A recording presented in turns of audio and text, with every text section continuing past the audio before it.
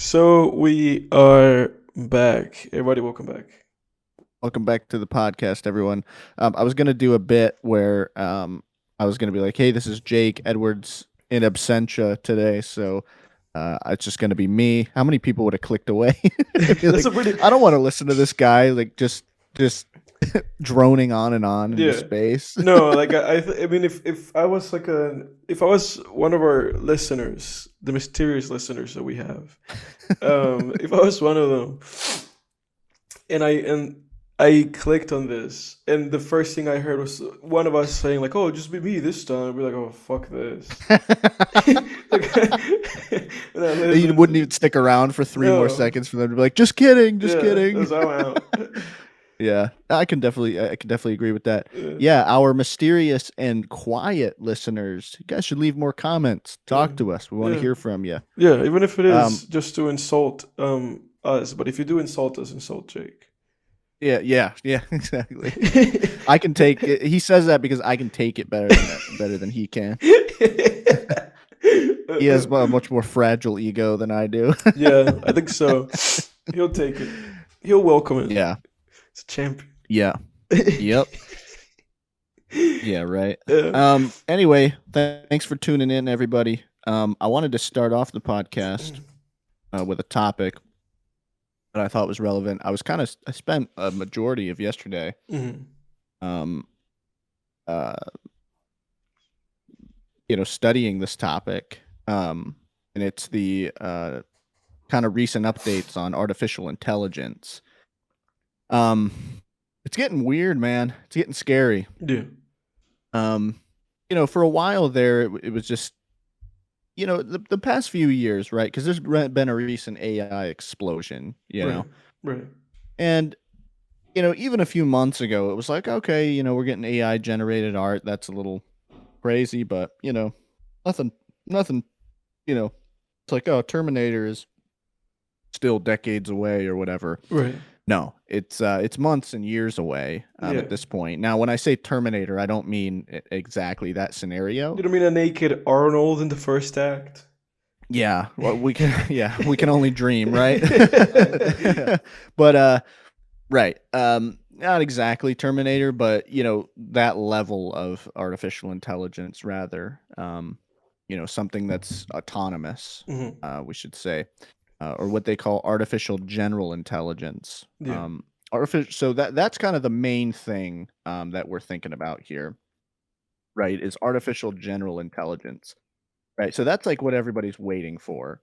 And what artificial general intelligence is, it's in a nutshell, according to the definition I'm looking at here, it's the ability of an intelligent agent to understand or learn any intellectual task that human beings or other animals can. All According to right. Wikipedia.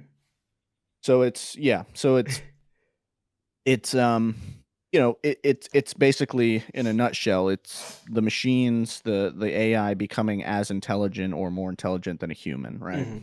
Um, and we're getting closer and closer to that. I mean, that's like months and years away. There's certain AI experts that think that that's only about 6 months away or something like that. If I'm correct here. Mhm. But the whole artificial intelligence thing's crazy, man. Because a few years ago, right, it was like, well, you know, it was like, excuse me, it was like, hey, we got like this Siri stuff and Google and Alexa and stuff like that, and it's like, okay, this is child's play, right? I mean, Yeah. Siri's dumb, Yeah. right? Like, I mean, I'm in my car, I can't even. I'm like, Siri, can you skip to the next song? She's like, I'm sorry, I can't do that right now. Yeah, It's just oh, I like, all do. right, That Siri. pisses me off. That pisses me off so much, and it happens like so often. Like it Yeah. happens so often. Oh my God.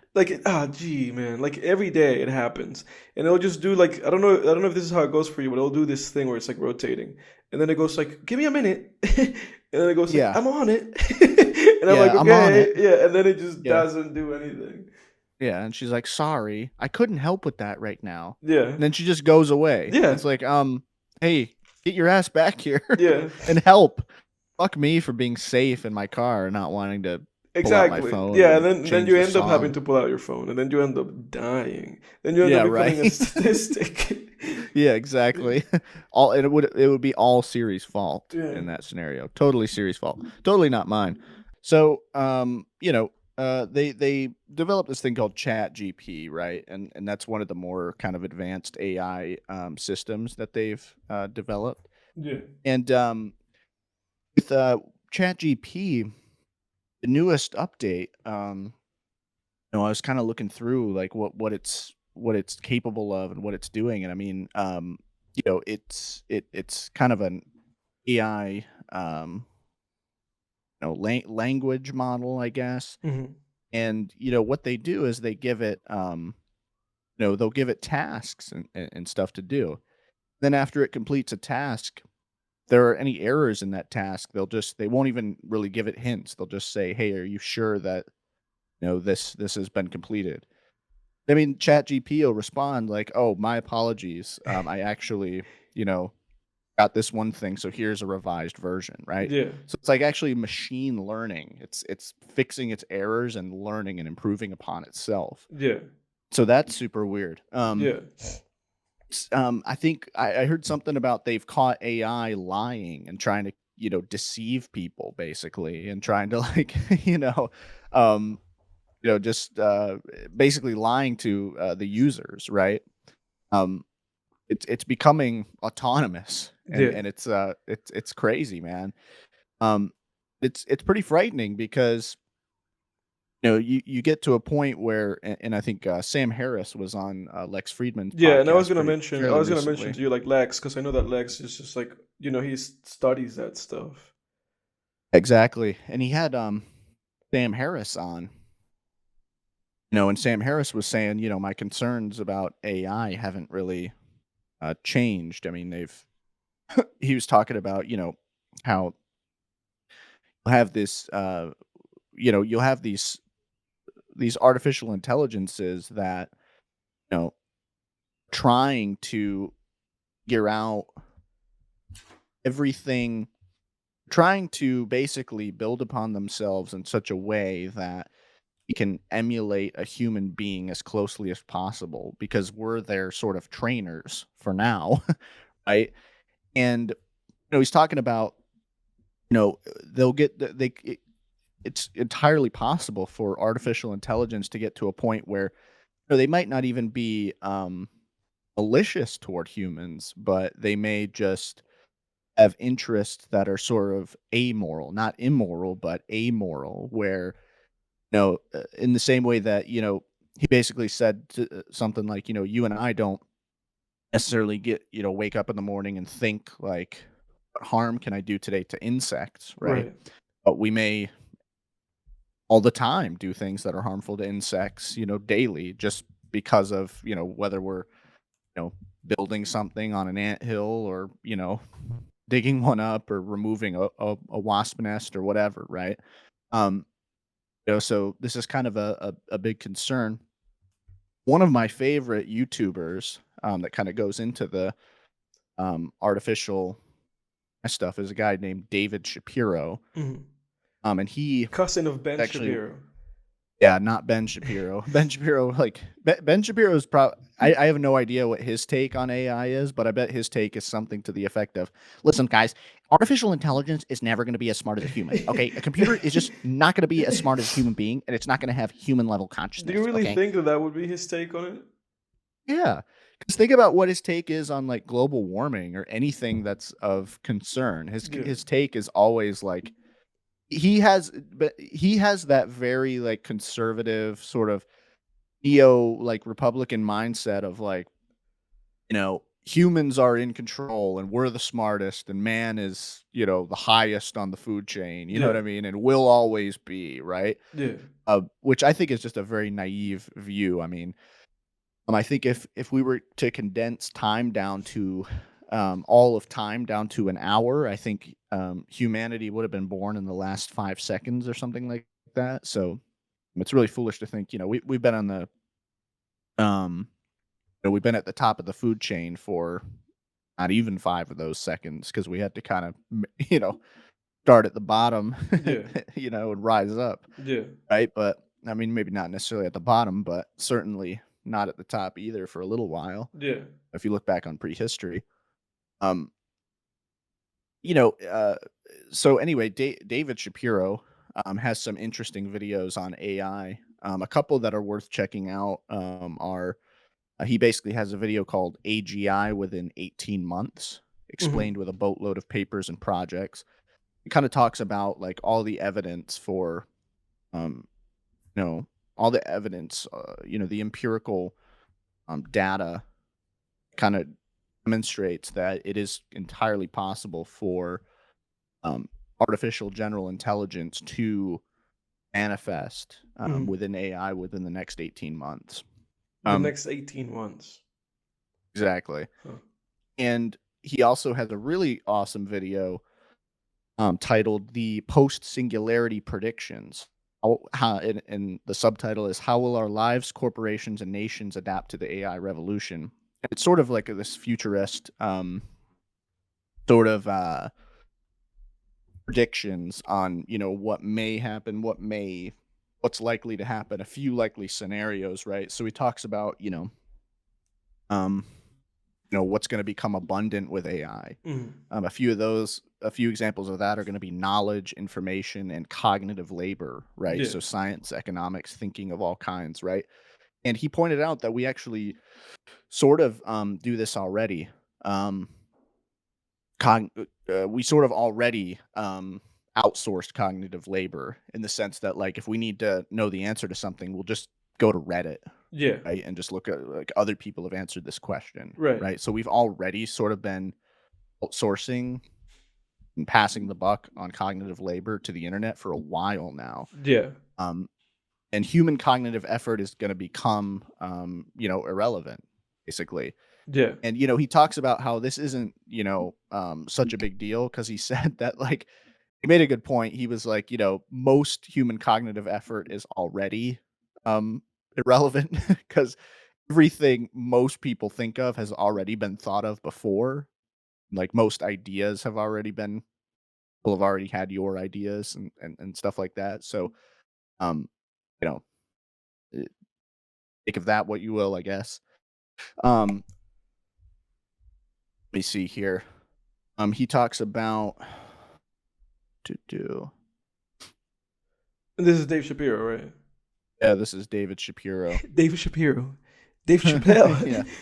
Yeah, right. I was thinking when you mentioned his name originally, I was thinking of like how they say that thing like no relation. You know what I'm talking about? Yeah, yeah. Like when it's like, oh, this is Michael Pitt, no relation to Brad Pitt. Yeah, right. Yeah. Yeah, no relation to Brad, yeah. Yeah. Yeah, exactly. Yeah. Um, but, he talks about, he talks about things, that we could potentially solve with AI, so, like, high energy physics, solutions to disease, Mhm. biology, genetics, aging, right? Material science, like batteries and computers. And then he actually goes into, unsolved problems, right? He talks about the hard problem of consciousness, Mhm. right? That we'll probably never solve that with artificial intelligence. Fundamental questions of existence, cosmology, and the meaning of life, right? This is, um, basically his point here is like we're still going to be humans, probably at least for a little while. Um, that's kind of interesting. And then he talks about he actually mentions too that he thinks mind uploading is probably a really bad idea Mhm. because if you were to try to upload your mind digitally, so think of like Black Mirror, Altered Carbon, things like that, or even Rick and Morty when Rick transfers his consciousness between like clones and stuff, Mhm. right? Talks about how mind uploading may actually be a really bad idea because we don't actually know where consciousness comes from, right? So it Right. could be that you just upload some digital copy to yourself to a computer and then your biological body ceases to exist. Like we Right. may just be stuck in these biological, you know, um, skins, if you will. Right. So that was kind of interesting. Yeah. So Although obviously, like, still begs the question, of like, mm, does that copy of you existing mean that you still exist? yeah, Yeah. yeah, exactly. That's super weird. Like if you transferred your consciousness from yourself to the computer, would you then be in the computer? Or would the lines of code just be simulating you and you wouldn't actually feel yourself being in the computer? Like you wouldn't actually be conscious, Right, right? exactly. Like you would actually be dead, but there exists your being, or like not your being, like your personality still exists, for lack of a better Exactly. word. Yeah. Yeah. And they tackle this in probably the best Black Mirror episode, which is titled White Christmas. Yeah. It's also the scariest Black Mirror episode. Yeah. But there's sort of this sequence where John Hamm's character, who he's fantastic in this episode, Yeah. he actually um in the show, his job is to train AI, and basically what they'll do is they'll have like someone's personal AI be a digital clone of themselves. So they'll put like this in against their temple, and it takes in all the information from their brain over the course of a few days or like a week or something. And then from that they extract a digital copy. And then when he puts the digital copy in what he calls a cookie, which is basically an Amazon Alexa type thing, um, he basically torments the AI into submission.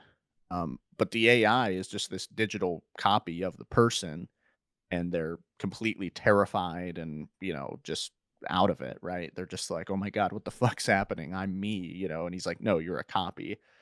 And, when he's recounting how he used to do that, he's saying it wasn't real, it was a digital copy, right? It's like, well, we don't know. We can't know the whole "I think, therefore I am," so only the copy can actually know if they're conscious or not. Right. It's like this existential crisis. Yeah, it's really weird. It's Yeah. like when you watch the episode, you certainly hope that the copy is not actually conscious and it's just simulate lines of code But there's no way to simulating. know. You can't know because you can't put yourself in the copy's shoes. Right.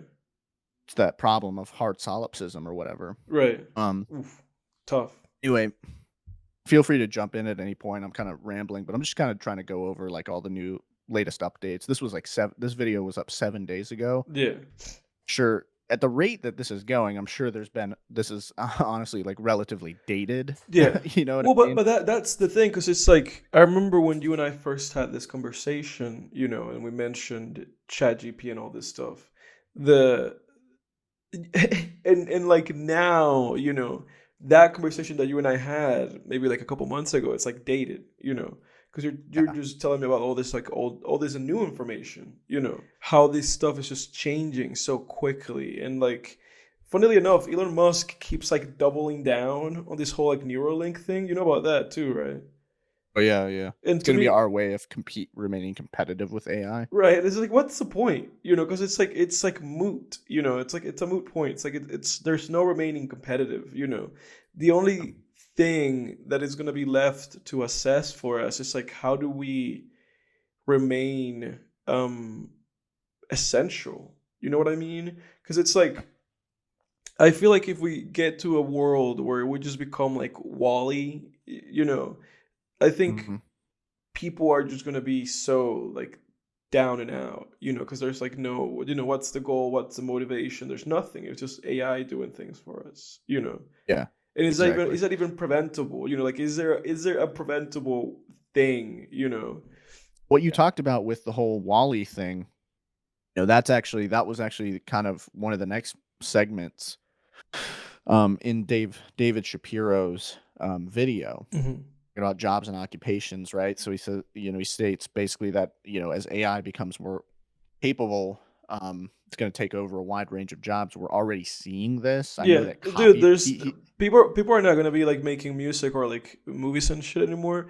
It's gonna be, people are gonna have, like, instead of having like a favorite director or favorite writer, you're gonna have a favorite AI. It's like, Right. this is AI N6720, and this is AI 12347, and it's like, oh, my favorite movies are made by AI 12347. Yeah. Yeah.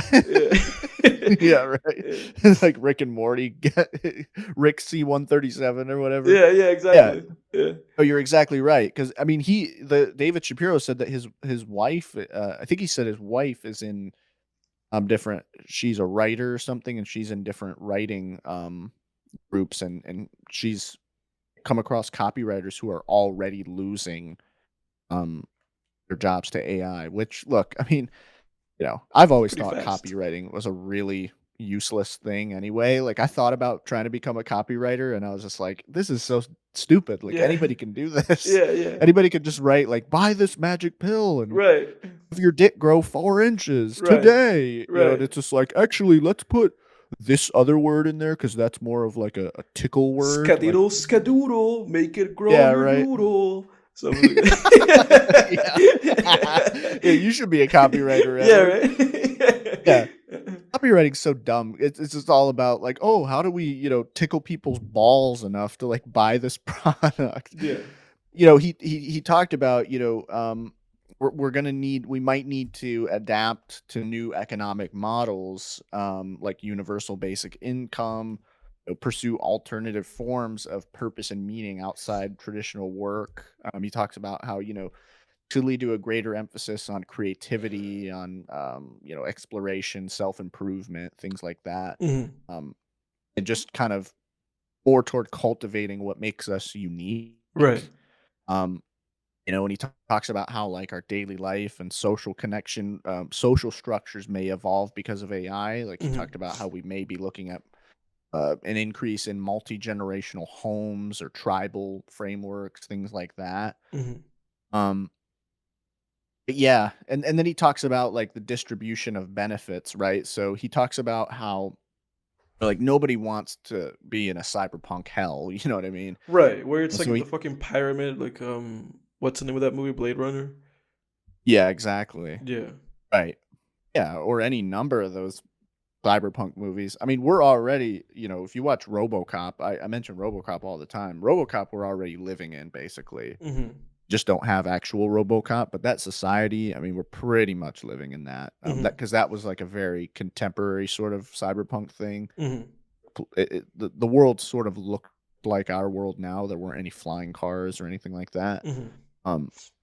That's one of the most timely science fiction films, in my opinion, is RoboCop.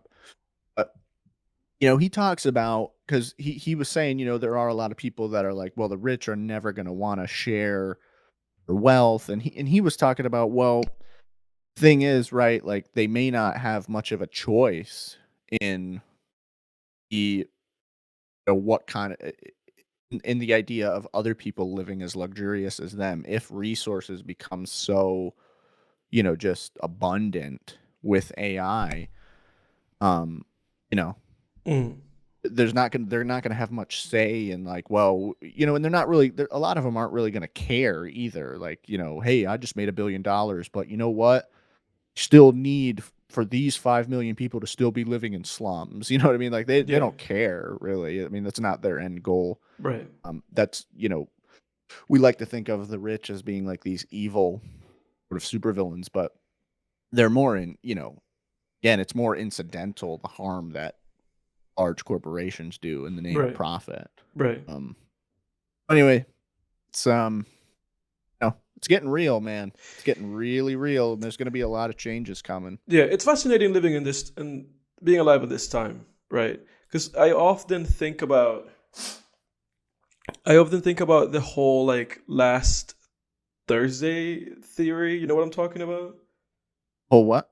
I often think about that whole like last Thursday theory that the world was like created like last Thursday. Do you know what I'm talking about? Oh, yeah, I do know. Yeah, Yeah, it's like you could have been born 5 minutes ago or exactly. whatever. Yeah, no, I think about that shit all the time because it's like, you think about history, and and that kind of feeds into the whole Musk thing about him talking about, um, how difficult it is for him to determine whether or not we're in a simulation, but who cares about that?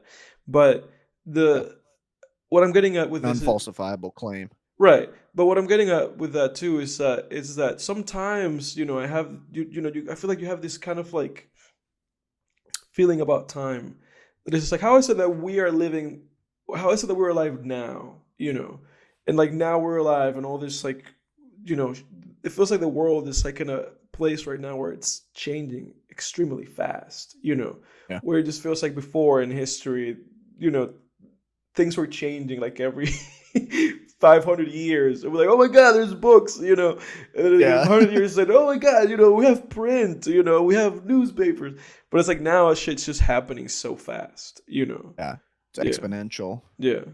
Oh, absolutely. Yeah, it's super weird. Yeah, you're exactly right. Because I mean, even a year ago, this AI art thing was Oh, dude, inconceivable. exactly. Yeah, people weren't talking about this shit, but like now so many people have lost their jobs because of that. Yeah. Oh, and by the Legitimate, way, like artists. oh yeah. Oh, I've said this before, dude. I don't know if I said it on the podcast, but I know I said this to you.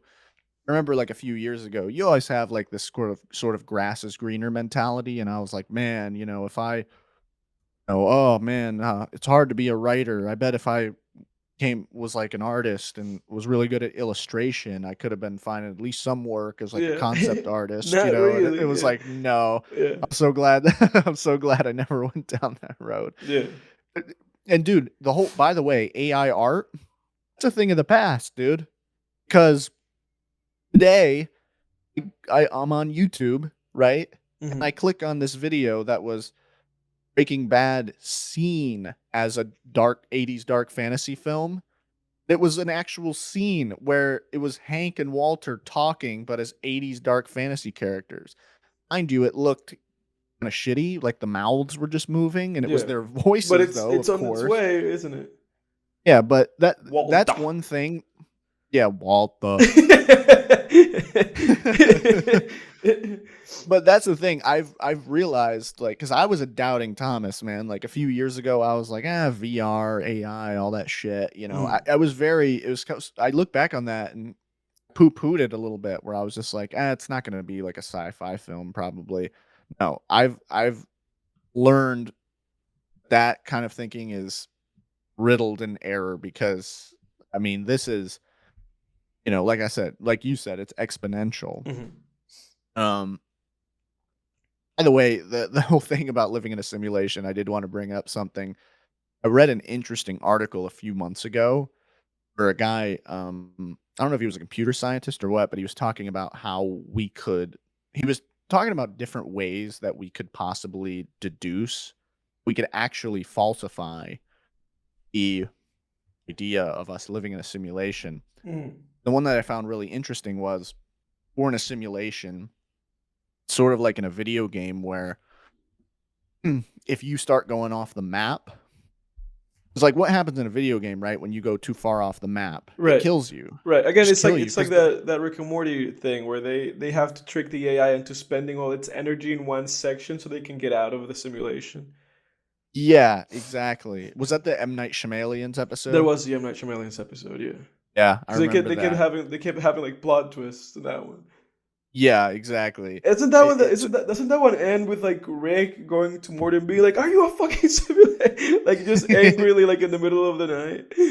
I think it does. Yeah, Yeah, yeah. Oh man, that was peak Rick and Morty. back when Rick and Morty was the shit, man. Hmm. But the idea, you probably see where I'm going with this. His idea was, well, if we, you know, this would obviously still be far into the future. It'd be when we figured out the whole idea of space flight and space travel. If we began to really push those horizons, Hmm. either the simulation would break or they would have to just keep on, creating more RAM or whatever. Hmm. I'm not a computer person, so bear with me here, but like, more RAM, more, you know, gigabytes or whatever, Yeah, terabytes, more whatever they're megabytes. using So, for. yeah, Yeah, right. yeah, To keep, because that's the thing, in a video game, you go off the map, you die. Why does that happen? Well, because the developers don't have the time or resources to sit there and extend the map as far as the player wants to go. Like they have to have a horizon. Um. Anyway, I thought that was kind of interesting. Um. yeah, Yeah. Who knows with this stuff, man? But there could yeah, be a lot of changes. Well, there definitely will be a lot of changes in our lifetime. We're already seeing them now, and yeah, because of that exponential growth, changes are absolutely coming within the next months or years. yeah. not decades, You think months companies or years. you think companies will take a crack again at like certain concepts that failed 10 years ago? And by that I mean like the Google like glass or whatever. You know what I'm talking about? That you put like glasses on and you can see like shit. You know what I'm talking Oh about? yeah. Because that whole Yeah. thing was like you had to have like a thing on your hand that controlled it, and it was like you would control your glasses and you would have some like interface with your glasses. Do you think shit like that Yeah. is gonna come back, or do you think that because it failed in the past, nobody wants to invest in it anymore? Okay, so sorry guys, we had some technical difficulties there, so there may be a cut in the audio. Yeah. We need some AI to fix this, Yeah, but we do. We need to. We need AI to edit for people. That way, if that happens, a bunch of editors are out of jobs because there's a bunch of YouTubers who don't edit shit. They just have somebody edit for them. yeah. Those people are Oh immediately yeah. fired. Just put it on the thing, go edit the video, and then you just look at the video and go, "Oh, the AI did fine." Even though there's like you're like cursing and shit in there. Yeah, yeah. Yeah, but they're like, "Oh, it's fine. I'll upload it. I'm not gonna edit this." The AI did what it could. Yeah. Yeah. Yeah, so here's the thing about VR, virtual reality, right? I don't know. I know that virtual reality is going to keep growing exponentially, like as AI does. Mhm. But I don't know about in its current form. I think the whole VR goggles thing is going to be. I don't know if that's going to last. Like, I think one day we'll look back on VR goggles the way we look back on like the GameCube now, right? I think that'll The be GameCube like was the shit, dude. I think people look back at the GameCube now like, oh shit, you better have a GameCube because it was the shit, or at least you have well, at yeah, least you have some way of emulating it. yeah, right. Yeah, Well, let's just say dated, right? yeah, it's dated. PS1. Yeah, PS1 for Yeah, so sure. Yeah, yeah, or even like the Nintendo 64 or whatever. Because the thing with the VR goggles, right? Like we got those. My family got those for my dad for his birthday like a year ago or yeah, something. yeah, yeah. That's right.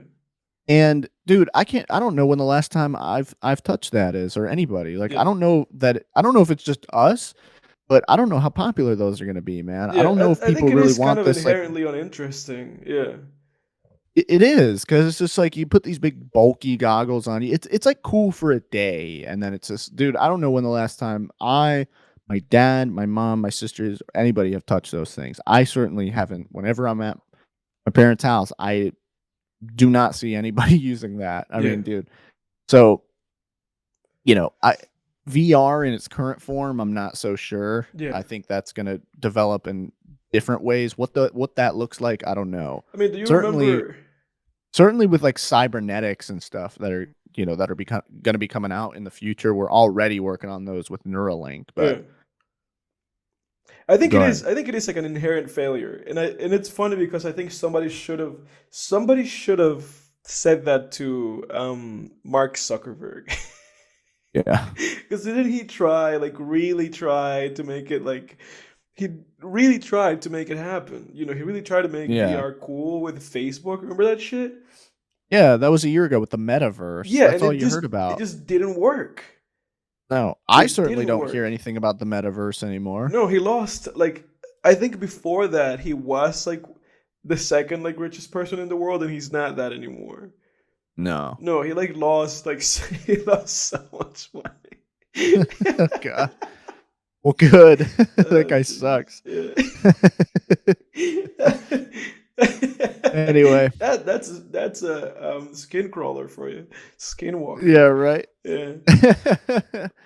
Yeah. Anyway, another thing too that I thought was kind of interesting, a little bit somewhat related to AI. There was a guy, let me see, Nick Bostrom. He's a professor of philosophy at Oxford University, Hmm. but he recently published a paper about humanity's existential risks in the Journal of Evolution and Technology. Um, and I thought that was kind of interesting. He kind of lists like basically because of all accelerating technological progress, humankind, might be approaching a critical phase in its career. Hmm. And he just went over like all these existential threats and measuring the risk of all of them. And he breaks down risk in terms of like, probability, um, the negative impact of the risk. And then there was a third thing, but I don't remember what that was. But he talks about he goes over a bunch of different things. One interesting one was, the deliberate misuse of nanotechnology. Hmm. So he says basically, and I have that article, the paper pulled up on my computer here, but he talks about basically like in a mature form, molecular nanotechnology will enable the construction of bacterium scale, self-replicating mechanical robots that can feed on dirt or other organic matter. Such replicators could eat up the biosphere or destroy it by other means such as poisoning, burning, blocking out sunlight. A person of malicious intent in possession of this technology might cause the extinction of intelligent life on Earth by releasing such nanobots into the environment. Hmm. He talks about nuclear holocaust. We've all heard of that before. He talks about, we're living in a simulation and it gets shut down. He says that a case can be made that the hypothesis that we're living in a computer simulation should be given a significant probability. I'm not sure how he measures that probability. He has a citation in there, but I didn't look at the citation. Hmm. So, I'm just not sure about that.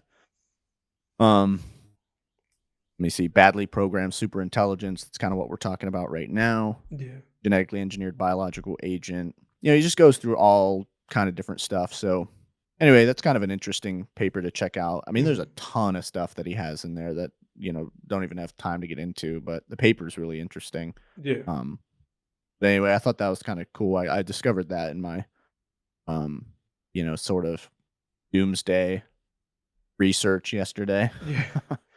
But anyway, we'll see what happens, man. Yeah. That's really the only thing that we can do. Like just everybody. I think the only option that we're left with is just everybody just wakes up and just keeps going. And at some point Yeah. somebody's gonna say to you, "You're fired," and you're gonna Yeah. go like, "Why?" They're gonna go like, "Because you've been replaced by artificial intelligence." Is fired. It makes Yeah. you think like, who are the people working on this? Yeah.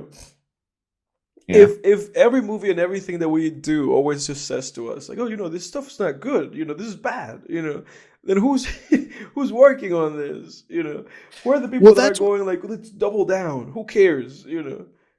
yeah. Dude, that's the thing. I realized this yesterday too. Realized this yesterday when I was fucking voice crack. I realized this yesterday during my research because when I heard about the whole like petition that was signed by Elon Musk, I was like, well, what for? I mean, dude, because literally the rest of the AI community did the Harold and Kumar thing and just wiped their ass with it. I mean, it's like no one's gonna listen. Yeah. And you know what humans are like? Humans. This is a Better Call Saul analogy. Humans are slippin' Jimmy. Uh-huh. Humanity is one big fucking slippin' Jimmy, dude. We just can't help ourselves. Yeah. Because there are people out there. But that's the thing. That's the and there's sort of this. I realize there's sort of this idea of the system, right? This whole quote unquote the machine, the system, the wheel, if you will. And it's an abstract concept, dude. It doesn't even really exist. The system is actually outside of all of the moving parts, and nobody controls it. It's just there due to all of the moving parts happening, right? So, like, you have a company, right? And you have individuals in that company who have jobs. And in that company, you have people who are like, okay, my job and the job of a few other people in my department is to make sure that this company gets more money next year. Hmm. And the reason I do this job is because I need to get money. I need to keep doing my job so that I get money so that I can feed myself and my family, right? Right. And that's the thing. The system, nobody can really take a step back and say like, hang on, we got to stop the wheel because the wheel just keeps fucking spinning no matter what. Because there's too many component parts to even take a look at one time. Right. You'd have to shut down all of those component parts for the wheel to stop spinning, and it's just not going to happen. Because that's the thing with the AI stuff, right? You can sign a thing. Yeah, you're the richest man on earth. Of course, you can sign something, right? That says, "Hey, let's halt work in the next year on AI." Well, how about the AI researcher who makes 80 grand a year? He's got to keep fucking working. Right. He's going to stop work for a year? What are you talking about? It's not feasible. Yeah. That's the thing. That's what people don't realize is on an individual level, there are people who this is just their job. They're not going to stop. Right. They're not just going to stop working. What's he going to do? Go work at Walmart for a year? He better. He better. He better. Yeah, right. If he knows what's good for us. Yeah, right. It's not going to happen, dude. Humanity, man, we're slipping Jimmy. Yeah. Can't help ourselves, dude. Well, on that on that statement, we'll pick up this conversation again. Yeah. Probably in a month. And then in a month we'll be like, it's a month and a month from now, we're done. Everybody's fired. Humanity's over. Humanity is canceled. The show's over. Yeah. Right. And one more thing on that topic too. What you said about the WALL-E situation. Yeah. From my standpoint, from my point of view, right? And this is from a non-computer scientist, but from my point of view, that's kind of the good version, honestly, because you think about it, if you have this super intelligent race of like machines, this super intelligence, and they do dig into this a little bit in WALL-E with that ship or whatever, going rogue or whatever, but it's like, why would these machines, if they were smarter than us, if there was this super intelligence, why would they continue to just serve human beings and make us fat? And you know what I mean? Like it's especially if they then had the capability to self-replicate, what do they need us for? Right. I mean, that's the thing, right? Because think of it from our point of view, right? Let's say that, I mean, what happened when humans evolved? Well, we put other primates in fucking zoos. Right. Shit. We don't, 99 point something % of people on planet Earth don't sit around going, how can I make a chimp's life better today? Right. There's like a small group of people that do. They're called zookeepers or whatever, or people that go to the Congo. But a super intelligence is not going to sit around thinking like, how can I make humans' lives better? No, what's my fucking interest? Right. And that goes back to Sam Harris's whole thing. Anyway. Yeah. Well, on that note, we move on. And I have back to our blissful ignorance. Yeah, back to blissful ignorance. And with that being said, back to film. And I want to do a little game for you. I don't remember how that movie goes. Saw. It's like, I have to play a game or whatever. Oh yeah, let's play a game. Yeah. The game is this. It's called Director Elimination. So I'm going to give you directors' names, right? And you are going to eliminate one of them, meaning that the whole filmography from that director ceases to exist. Okay. And you champion the other. And then we're gonna play. Then we're gonna play Kill, Fuck, Marry with 3 directors. Yeah. I like it, Edward. Hit me. All right, let's go. The first one is like the most. We need to get this one out of the way. So this is like the most predictable one. But this one is Scorsese or Spielberg. Oh yeah, I'd get rid of Spielberg. That quick. Yeah, I mean, fuck, dude. That's the thing. I hate the. I think you hate the comparison. I hate the comparison. Yeah. For some reason, people in film school would make the comparison. They just make such different types of movies. Yeah. But in terms of movies that have inspired me more, yeah, Scorsese. I got to say, more of Scorsese's films have impacted me. It's not to say Spielberg's films have not impacted me, but yeah, I'd keep Scorsese. So no Indiana Jones, no Sharks movies, no Jurassic Park movies. No Jurassic Park. No Saving Private Ryan. No, none of those movies. Yeah. You said Donzo Lorenzo, I don't need you. I guess so, man. All right. I'll take it. What about you? As for me, it's Scorsese. Yeah. You keep Scorsese? Yeah, I'll keep him, yeah. Yeah. Just because I struggle to think about a movie that I had so much laughter with than Raging Bull.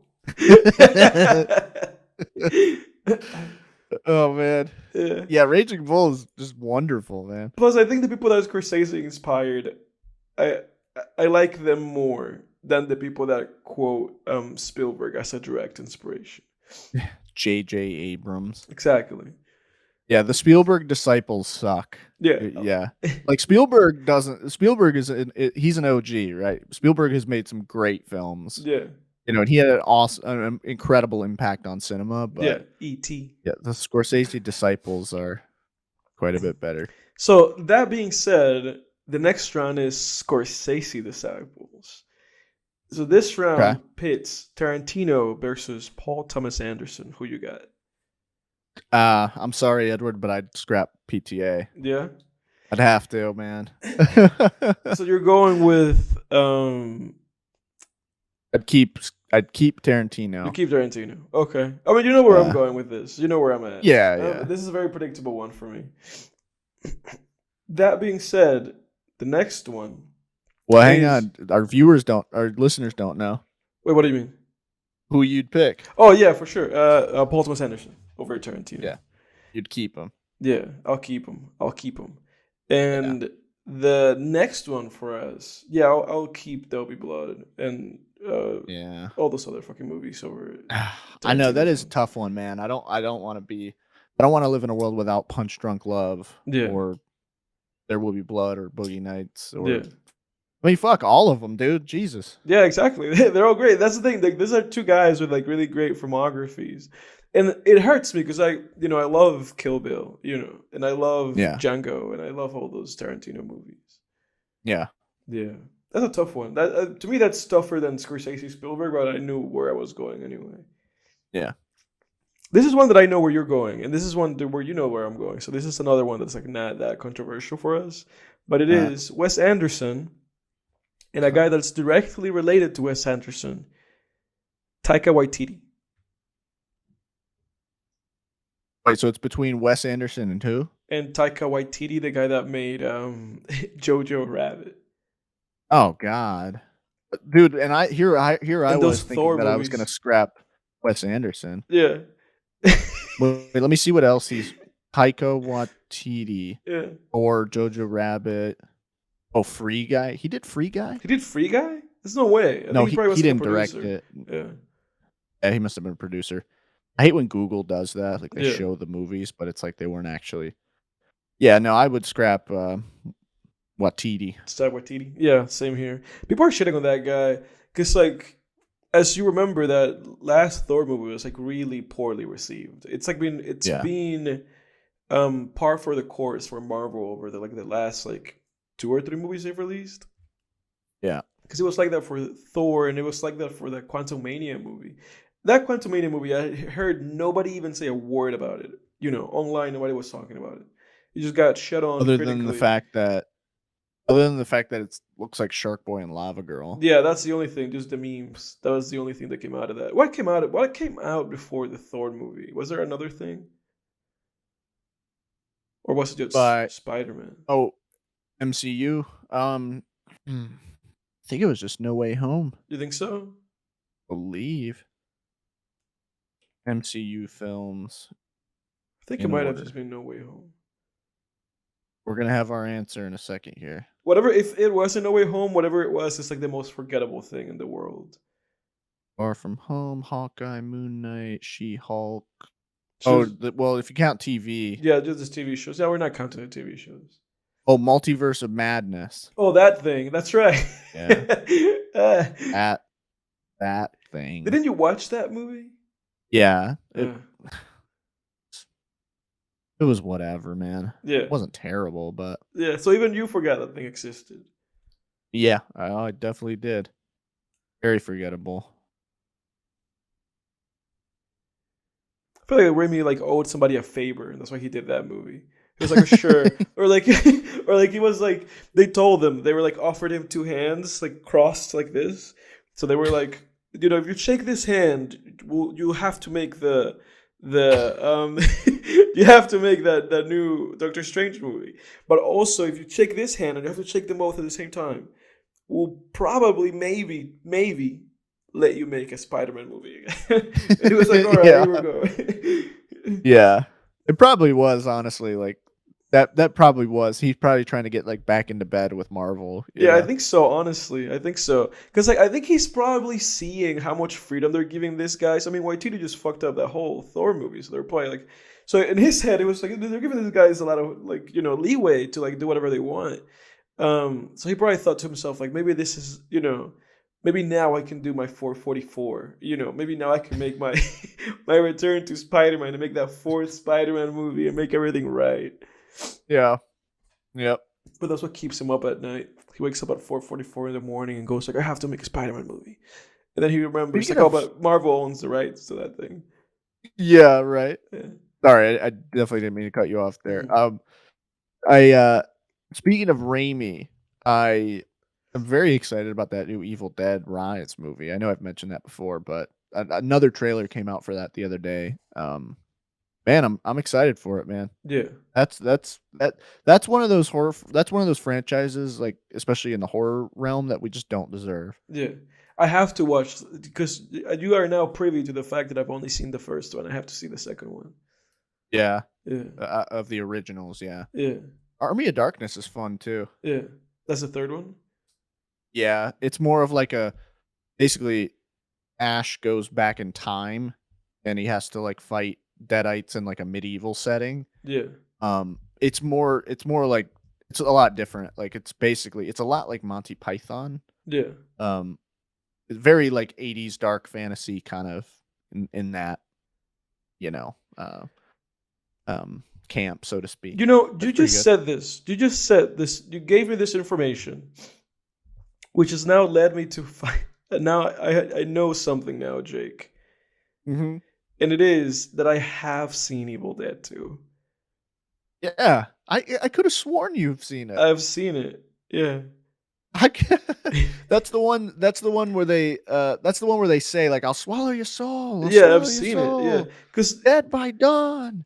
I knew that I had seen the one that ends up with him in the past, and now you said this, and I went on Letterboxd and I've seen the second one.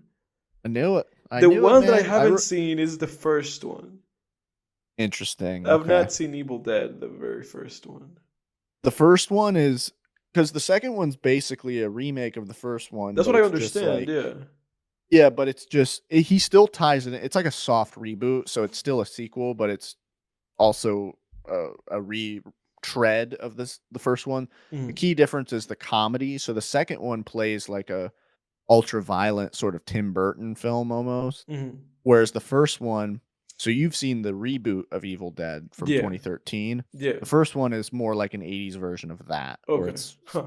it's played like a regular horror movie. There's Yeah. like tiny bits of humor in it, but Yeah. That's the one that. Yeah. Okay. So I have a weird relationship with that franchise because I've seen the remake.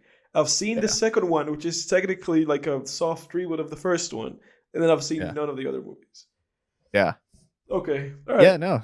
I mean, the first one's great too. They're Yeah. they're great in different ways. I Yeah. can't really pick like which one I like Yeah. more. All right. Look at that. I learned something today about myself. There you go. But back to topic. This is, I guess, one that is in topic because of the genre that these guys work in. Wes Craven or John Carpenter. Man. So one of those guys ceases to exist. Their filmography never happened. All right. I got to pull up both filmographies and Yeah, have them in front of me. yeah. Well, Craven, Nightmare on Elm Street, the Scream movies. Whenever I do this, whenever I pull up the filmography, I feel like people listening are like, Jake doesn't even fucking know who these people are. Like, no, I just like to have everything in front of Yeah, me so I can do side by side comparisons. yeah. Um, man, I gotta keep John Carpenter. And he I did The Hills think Have Eyes. it's tough though, man. They're both no. Wes Craven did Hills Have Eyes. Yeah, yeah. Wes Craven. That's what I'm talking about. Yeah, Okay, yeah. yeah. So like, I haven't seen. I've seen the remakes of Last House on the Left and Hills Have Eyes. I haven't even seen the original. I've seen the original Hills Have Eyes. You know how that experience went for me. Yeah. Yeah, So Wes Craven, the big dogs of Wes Craven's filmography are obviously Hills Have Eyes, right? yeah, A Nightmare on Elm Street is the main one. yeah. And Scream. and Scream. They keep And making then those to this day. and I also like The People Under the Stairs. I remember you and I watched that. Yeah. I liked that movie. I thought Yeah. that was really good. Yeah. But it's like, it's hard to give up Freddy, man. I mean, But you know, Carpenter has They Live, Escape from New York, The Thing, Halloween, The Fog, Vampires. so I haven't seen The Fog yet. I've seen Escape from New York. I've of course seen The Thing. Of course, I've seen the Halloween. Yeah. That's tough, man. They're on such equal footing because they've both contributed. They both have like really solid, like sort of carnage horror movies in Yeah. The Hills Have Eyes and The Thing, respectively. But The Thing is, I would probably think, far superior to The Hills Have Eyes. I haven't seen the original, but I mean, the remake wasn't all that great. And I know you can't really compare them, but I've seen like parts. I've seen clips from the original Hills Have Eyes, and it seems very dated. Yeah. Whereas like The Thing aged like fine wine, you know. Halloween aged like fine wine. Jake, just answer the question. Yeah, come on, Jake. Probably got to scrap Wes Craven. Really? Fuck, I don't know, man. Because Nightmare 1 and 3 are just awesome. I don't know. Who would you scrap, Edward? Oh man. Wes Craven. I think I would keep John Carpenter. Yeah, because you have the original Halloween, Yeah, and then you you have the thing. Yeah. But then you have to think about the franchises that they spawned too. You know, like Halloween spawned. Yeah, like Halloween 4 is pretty good. And then The Thing is just legendary. Yeah. And Escape from New York's really good. And I think also I'd have to scrap Craven, I think. With a heavy heart. Yeah, but also I think that if I take out Craven, it would like save myself like nightmares. Oh, really? Yeah, because like like Freddy Krueger. Oh yeah, like those. Same here, dude. I saw like I never saw one of those movies when I was a kid, but I saw like clips. I saw clips of like the third one of one or like the fourth one, whichever one it is, where he's like in the sky. You know, he's like this kid sees him like in the sky and shit. The one that starts with like some kind of like animatronic like thing that kills people or whatever. That one. I saw like just those clips of that one. I didn't even see the whole movie. It was just on TV and I was just like flipping channels, and that like really disturbed me. So if I take Is that 3 when he's puppeteering the guy and he puppeteers him off the building? I think so, yeah. Yeah. So if I take Wes Craven out and I do a favor to my younger self. Yeah. Yeah, same here, because I used to be scared shitless of Freddy Krueger when I was a little kid. Yeah. I hadn't even seen the goddamn movies. Yeah. I just knew the concept and had seen images of Freddy, and I was like, Jesus. Yeah. But that now after seeing, and that's the thing too, after you've seen more horror movies and scarier ones, that Freddy Krueger seems so tame. you know? I mean, that first Nightmare on Elm Street's pretty scary. I think it's that still creeps me out. Yeah, I mean, watching that at night. But then he really does become like a jokester. He really does become like that Rick and Morty character. Oh, he does. Yeah. Yeah. Absolutely. But all right, who's next? This is the last one. This is and this is like the last one. This is also like a Scorsese Spielberg type because this is part of those 4 original guys. So the last one is Coppola or Lucas. Francis Ford Coppola or George Lucas. I'm gonna go straight out and just tell you my answer. I'm just keeping Coppola. Keeping Coppola? Yeah. I'm keeping the Godfather's movies. I'm keeping The Conversation. I'm keeping what's the other one? Apocalypse Now. Apocalypse Now. I'm keeping those movies over the bullshit Star Wars movies Lucas made. You know, honestly, man, and they were not part of my childhood, and you know that. So that's not like influencing my decision. Oh no, I mean, look, I'm Honestly, dude, I might scrap the Godfather movies for Empire Strikes Back. Really? Am I an asshole for saying that? You're an asshole for saying that, yeah. I think so. I mean, dude, the Godfather movies, they're great stories, but they're not all that, man. Like They they're are all really. that, dude. They're the You Godfather think movies. so? Yeah, absolutely. Especially the first They're two. incredibly overrated. I don't think so. I think those are movies that are accurately rated. To go back to our segment from last week, which I'll bring that segment back next week. Yeah, I like that segment. Yeah. For this week, it's just this segment. Yeah, I disagree. I think those movies are justly rated. I think all the like Coppola classics are like justly like rated.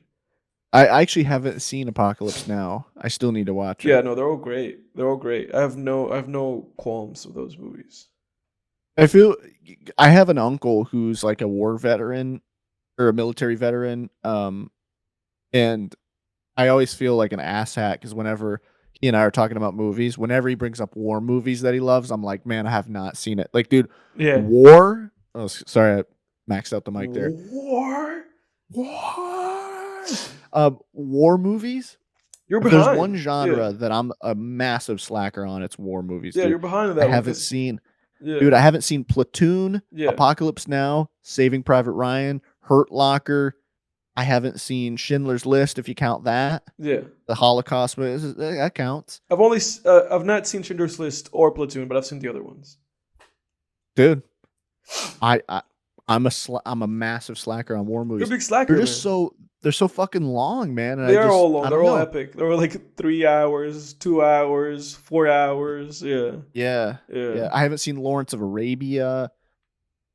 Yeah, dude. It's actually it's a damn shame. Like if we were only talking about war movies on like a certain podcast, you'd think I was one of those people that just didn't watch movies. Yeah. That's how bad it is. Yeah. I really need to get my ass in gear. So because of your lack of Coppola watching, then you're putting Lucas over him. Well, no, because the only one out of those, I haven't seen The Conversation, and I haven't seen. I do want to see The Conversation. Yeah, The Conversation is amazing, and I want to see Apocalypse Now as well. Yeah. I do need to get around to watching those, but. Even so, I mean, just going off of like the Godfather films, I mean, you've seen all of them. Yeah. I haven't seen the third one, but I know that people don't really bother with that. But you've seen the first and second one. I've seen the first and second ones. Okay.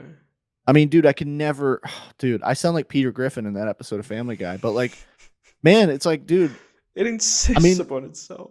I think I tried to watch Godfather 2 like 2 or 3 times before I finally got through it. I mean. Yeah. I don't know. They're good. I'm not saying they're not good. They're great. They're fantastic. But I do think they're like revered a little too much. Yeah. So it's just kind of like, all right, come on, guys. Like there's been stories that are told. I mean, better than this. Yeah. I think. Yeah. I don't know. I'll keep those movies where they're at. I'd rather watch Empire Strikes Back than Godfather. Look, man, I would rather watch Empire Strikes Back than Godfather. Oh, really? Yeah, it's way shorter, and it's like at least more fun. Yeah. But if you told me would rather watch Empire Strikes Back or Apocalypse Now or The Conversation, then it'll be a different question. I'll think about that. But I mean, Empire Strikes. Yeah, I mean, Empire Strikes Back is just as rich and layered of a story. Mm-hmm. As I mean, Darth Vader's downfall is just as layered as Michael Corleone's. I'm not talking about the prequel films, although I think the ideas are really expertly, crafted. Just I don't think they executed it well. Mm-hmm. But I mean, if you look at the ideas of Empire Strikes Back and the philosophical implications of the twist in that film and stuff, I mean, it's people knock genre films, Even though Godfather's crime, I mean, it's still sort of people elevate that to like a crime. It's a crime drama, and it's,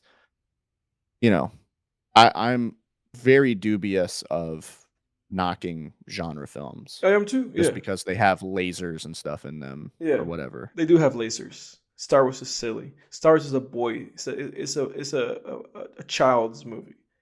Not Empire Strikes Back. Star Wars is a child's movie. Empire Dude, Strikes Empire Back. Strikes Empire Back Strikes is Back is a baby's movie. no, dude. What are you talking about? I'm messing Empire around with Strikes- you. Yeah, I I'm figured. messing I with figured you were. But on the off chance that you weren't, I was ready to go to town. But like, dude, yeah, no, Empire Strikes Back is a dark film. I mean, you watch that, dude. That movie's not fun at all. Yeah.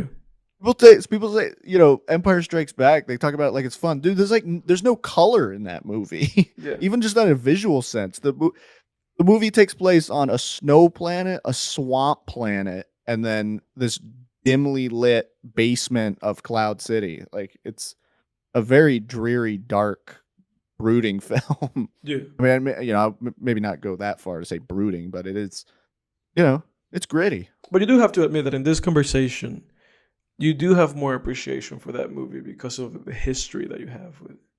No, I don't think so. I think so. I think you're biased. No, dude, I'm not. Because that movie, Empire Strikes Back, has continued. Because, dude, here's the thing. I'm not saying any of this about Star Wars or Return of the Jedi. Mm-hmm. Like, this is just Empire that I'm Right. talking about. Right. You know, if that is the case, Edward, then I'm not aware of it. Let's Yeah. just say that. It's subconscious. I think you're biased. I'd admit it. Yeah. No, I'm messing around with you, man. I know. Like sitting here getting pissed. Like, fuck Edward. Motherfucker, I'm quitting the Call me- podcast. Call me biased. Thinks she's better than me. Oh God, man. Oh boy. Wait, I want to give you two. Hang on. Oh, so you're Let giving me me tell- two. Okay. Let me see here. Wait, but I'm not prepared. So let me see. Because those were my last two. All right, J.J. Abrams or Stanley Kubrick. Now, just kidding. No, it's like, dude, what are you doing? That's not even worth anyone's time. It's not a big brained question. Right. Wait. Okay. Who's a director where you've seen his or her movies and you're just like, these are fucking silly, man. These are just dumb movies. Silly dumb movies. M. Night Shyamalan. Okay. So, this is my question then. So, if someone had to sit you down and they're like, all right, over the next like week or whatever, you have to watch this whole director's filmography. Would you rather pick? So this is like the bad version of what you're giving me. Okay, so this is a bad alternative. Would you rather? Yeah. Okay. Yeah, like you get to scrap the worst of the lesser of two evils. All right, it's M. Night Shyamalan. In 1 week, you have to watch the whole filmography of either M. Night Shyamalan or J.J. Abrams. And that includes like the first season of Lost. That includes the first season of Lost. Yeah, I'm fucking evil, bro. I'm picking JJ. Yeah. I'm picking JJ because like M. Night has like really bad movies, and M. Night has movies that I have purposefully avoided like my whole life. Yeah. Like specifically that Avatar: The Last Airbender movie that he made. I have avoided that movie like the plague. Like my entire Never existence. seen it? I've never seen that movie. Oh wow. Never You're seen lucky. it. Yeah, I've never seen that movie because of that. You know, because I know it's horrible. I mean, look, Jake, listen to this. Listen to this. He made a movie called Praying with Anger. He made a movie called Wide Awake. With like what's that lady's name? Let me give me a second. This is like a critically like destroyed movie. Rosie O'Donnell. He made a movie called Wide Awake with Rosie O'Donnell. Shyamalan did? He did, yeah. That was like one of his first movies, like his first or second movie. Yeah. Are you looking it up? I was just no. I was just getting some gum here. But no, he did. He made that Wide Awake movie. He made After Earth with Will Smith and Jaden Smith, which I have had the misfortune of watching. Horrible movie. He made Lady in the Water, which is another horrible movie. He made The Last Airbender. He made The Village. He made The Happening with Mark Wahlberg, which I would like to see that movie, but just because it's so bad, it's supposed to be funny. He made The Visit, which I also have not seen. Oh, dude, it's horrendous. Yeah, 1 out of 10. Yeah, and then he made Old. Dude, The Visit is one of the worst movies I've ever seen. Yeah, I mean, come on. Horrible. Yeah, he made Old. He made Split. He made Glass. He made Unbreakable, which I didn't hate that much, and he made Signs, which I also didn't hate that much. And The Sixth Sense is alright. So he out of like these like 20 movies that I said to you, I've only liked one of them. Yeah. So do you think I really want to sit down and rewatch like the other 19? It's insane. No. Well, so with JJ, it's just the ones he's directed. So you'd have the pleasure of watching Mission Impossible 3. Yeah, which is Not fine. bad. Yeah, it's not bad. Yeah, not bad. The first Star Trek. Yeah, not bad. Not bad. Bad. No. Super 8. Yeah, I've not seen it. I've not seen that movie. It's dumb, especially after watching.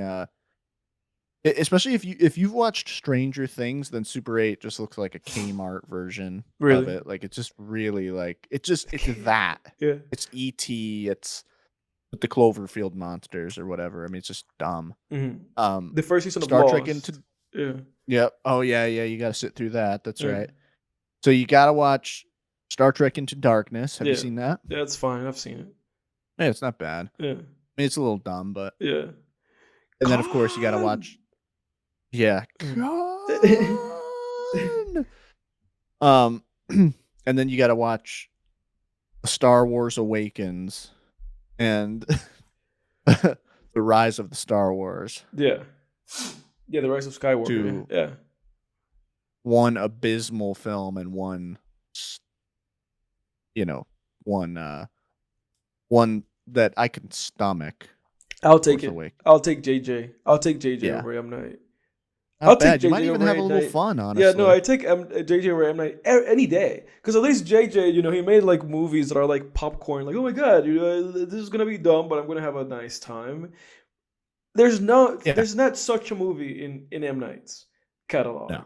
And the one time that he tried to do that, like the one time that he tried with the Avatar movie, he destroyed a whole franchise. He put a scar so big in that franchise, it's lasted like 15 years, No, not M. Night. Not M. Night at all. Yeah. Yeah. There's actually a few J.J. Abrams produced movies here in his filmography that you don't get to watch. 10 Cloverfield? You don't get to watch Cloverfield. Yeah, I've seen that one. Yeah, you don't get to watch the last couple of Mission Impossibles. Mm-hmm. You don't get to watch 10 Cloverfield Lane, which I thought was good. Yeah, I've seen that one. What do you think of that? Yeah, I thought it was all right. It was all right. As like a sequel to like Cloverfield, I think it's pretty good. It like builds on that pretty well. Yeah, it's not bad. Yeah. It's a fun little thriller. I mean, you could tell they just took some spec script off the shelf, dusted it off, and put Cloverfield on it. But hey, whatever. Works as its own little thing. Yeah. No, let me go ahead. Go ahead. No, okay. I wanted to give you the exact same scenario. Okay. But not with those guys, because I think you would also pick JJ. I wanted to give you two directors that have made, but this is not like a would you rather like about like bad movies, so I'm not doing that. I'm doing basically the same thing that we were doing before, but with directors that have made good movies. But the point here is that you have to watch all of them in one sitting. So which director you would actually stomach, like just watching all of their movies, just sitting down and watching all of their movies, Yeah. And I'm like thinking about it a little bit of like who I want to put like next to each other. But just for the sake of me not having to do too much brain power, let's go again with Scorsese and Spielberg. Okay. So you have to watch all of their movies, and both of these guys have like each like 100 movies. Yeah. Oh, God, definitely Scorsese, man. Really? Yeah, because I mean, how long can you really? How much? I'm trying to think of how much I could really sit there and watch all these Spielberg, like all these You're gonna Indiana have to watch The Jones. Irishman, man. It's true. And with Spielberg, at least you That's haven't okay. seen Private Ryan. You haven't seen like a handful of his movies that are great. Schindler's List. Yeah, Yeah. Schindler's List. Hmm. Have you Well, seen Have you yeah. seen When you put it, Have you seen Close Encounters? nope, Yeah, then nope. you can see Close Encounters. When you put it that way, I'm getting to discover new films. Then yeah, that is true because I've Yeah, seen like almost all of Scorsese's yeah, films. and you would have to watch The Irishman again. Yeah, Yeah, that's true. Now I'd sit through Spielberg. yeah, yeah. I'll take I'd probably have a Spielberg. good old time, man. Yeah, You know? yeah, Yeah, with score, yeah. Plus, with it, like you said, The Irishman. I gotta watch Shutter Island again too, yeah. You which gotta is watch like, Shutter Island again. You gotta yeah, watch the Shutter movie Island's Hugo, kind of which I never even bothered like watching that yeah. thing. Hugo, man, Hugo made me want. When I, dude, when I was a kid, I had to watch Hugo, and that movie made me want to just like, God, the movie just made me want to like, I don't know. I was just playing with noodles like while I was watching that movie. Yeah. Playing with my noodle. Yeah. No, but I was like just playing with my food while I was watching that. Yeah. It was like a little family movie we watched when I was like a kid. I was Yeah. like, oh god. Yeah, so you would have to watch Hugo. that again. Yeah. I was like, make it end, man. Yeah. Make it end. Yeah. But what about you? Spielberg. Okay. Yeah, it's Spielberg. Because I haven't seen a lot of those movies. And he has like so many classics that I want to see them. Okay. All right. So you either got to sit down and watch all of Michael Bay's films or all of George Lucas's films. So all of Michael Bay or all of George Lucas doesn't have that many movies. Because didn't No, he didn't doesn't. he make American Graffiti and then Mhm. THX and then the 3 Star Wars movies and then Yeah, not make but anything and then make so the to other make 3? this harder on you, you got to watch either George Lucas's entire filmography, but you have to rewatch Phantom Menace and Attack of the Clones twice. What the fuck? And you can do it wherever You're you'd making like. this So you rules can as watch, you go. yeah, or you got to watch all of Michael Bay's films once. Now I'm gonna look at Michael Bay. Oh, dude, fuck it, George Lucas. I'm not even gonna look at Michael Bay's because I immediately know with Michael Bay there's the fucking Transformers movies. Yeah, you got to watch all of those, Yeah, he bro. directed all of them, and there's like 6 of them, But and dude, like you 2 know of what I? them have Mark Wahlberg as the protagonist. Yep. Yeah, no, I'm not Yep. doing that. I'm not doing that. I'm not doing that. I'm not watching the Cups movies. What's it called? Bad Boys. I'm not watching them. I'm not watching all those Transformers movies. I'm not watching Armageddon. Armageddon, and I'm not watching his Pearl Harbor movie. I'm not watching any of that. No, sir, not happening. Dude, if you thought the Shia LaBeouf Transformers movies are bad, I mean, dude, the Mark Wahlberg ones are abysmal, No. especially Transformers The Last Night. Horrendous. I went with a bunch of my friends a few years back to go see that in theaters. Must have been in like 2017 when that came out. Yeah.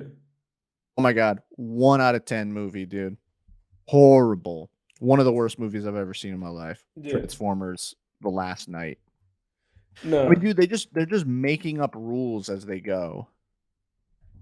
Horrible. It's got a 16% on Rotten Tomatoes, and I say too high. No, and those movies are nightmares because they're really long, and they are just like really long, really loud, and the visual effects are just like they're like seizure inducing. I can't watch those things. I know. The first Transformers movie is, I can stomach that one. Yeah, but I wouldn't watch all of them just to watch the first one. Like I wouldn't go like, yeah, I'll watch Bay just because I want to watch Transformers, but then I have to watch everything else. Which at least with Lucas, I can watch American Graffiti and THX and like the first 2 of the trilogy, and I was like, oh, those are 4 great movies, Yeah. And then everything else is everything else, including that like animated movie that he made. You know about that thing, right? George Lucas? Yeah, he made like an animated movie like in 2011. See? Yeah. Animated movie. Have you seen Strange Magic? Yeah. I've never even heard of this. Yeah, he made that thing. I think that was him trying to like go like I can still make movies, and then realize like I guess I cannot make movies, and then he just No, but he didn't stopped. direct this. Did he not? I thought he did. Story by. I He don't just like know. wrote the idea for the movie on a napkin, and then someone else directed it and wrote it. Really? No, there was another movie, man. I'm pretty sure. I just looked at his filmography, and all of them are just the ones you mentioned. Really? Huh. Okay. Just the Star Wars movies. Not even Empire and Return of the Jedi, though. You don't get to watch Empire because he didn't direct that. Oh, that's right. He didn't direct that. Huh. Mm-hmm. Makes it a little bit But you got to shorter. watch Phantom Menace. Phantom Menace is like unwatchable. Yeah. Jar Jar Right? Binks. God. I don't want to say it's unwatchable, but it's, Yeah. not good. Yeah. Pain Yeah. in the ass, we'll say that. Huh. Yeah. I guess the last thing he ever directed was Revenge of the Sith. Gave up, poor guy. Have you seen yeah, right? 2005. That was like almost 20 years ago now. Poor guy, man. He's like, I'm done. I'm done with this. Dude, have you seen? There's an interview that they do with him where they're like, "Have you?" What he's talking about how he sold Star Wars. It's like a red carpet thing. It's just someone with a microphone interviewing him. Like, I think Mr. Plinkett did like the edit of this, but there's someone sitting there. There's someone standing there. They're interviewing George Lucas, and he says something like, "What are your plans now that you've sold Star Wars?" And they give him the mic, like point the mic at him for his answer, and he goes, "Well." He goes, I might make some other films. And Yeah. they're like, really? And he's like, yeah, but just myself. Just movies for myself. Just for himself. I and then can't take the Mr. criticism. And then Mr. Blanket like put a little thought bubble above his head and it just said porn. It's private movies. Yeah. Poor Right? guy. God. All right. Well, that's for topics. That's all I got. All right. What's I had a random question for you, Edward, but I had this in my notes here. I kind of wanted to ask you, what's like a because I love movie villains, right? I just love villains, dude. What's an underrated movie villain for you? An antagonist. It doesn't have to be like a super villain. It just could be the antagonist of a movie. I'm thinking about it. An underrated movie villain. The Joker from The Dark Knight. Yeah, right. Yeah. Like, oh, yeah. It's like one of the most highly rated. The gold standard. I don't know. It's a tough question. Kind of putting you on the spot. Yeah, I guess like now I'm just trying to go through like all the movies. Now my head is also going like, what about animated movies, Edward? No, it's like no, Yeah. it's just not too many movies. The first thought that came to my mind was the villain from the Nicholas Winding Refn movie Only God Forgives.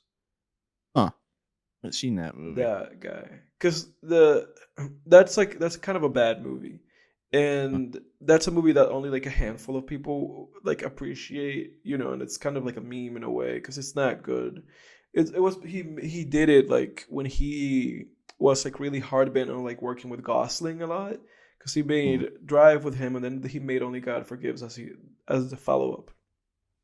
And Yeah. stylistically is there, so Nicholas Winding Refn movie, so like, visually his directorial shit's there. But the movie's not good. It's like kind of one of those kind of like it's style over substance and just pretentious. But Yeah. the main guy of the movie is fascinating, or the main villain, because the main villain is just this like cop. He's like the chief cop of like this town. The movie's set in Asia, but I don't know where. I think it might be like Taiwan or the Philippines.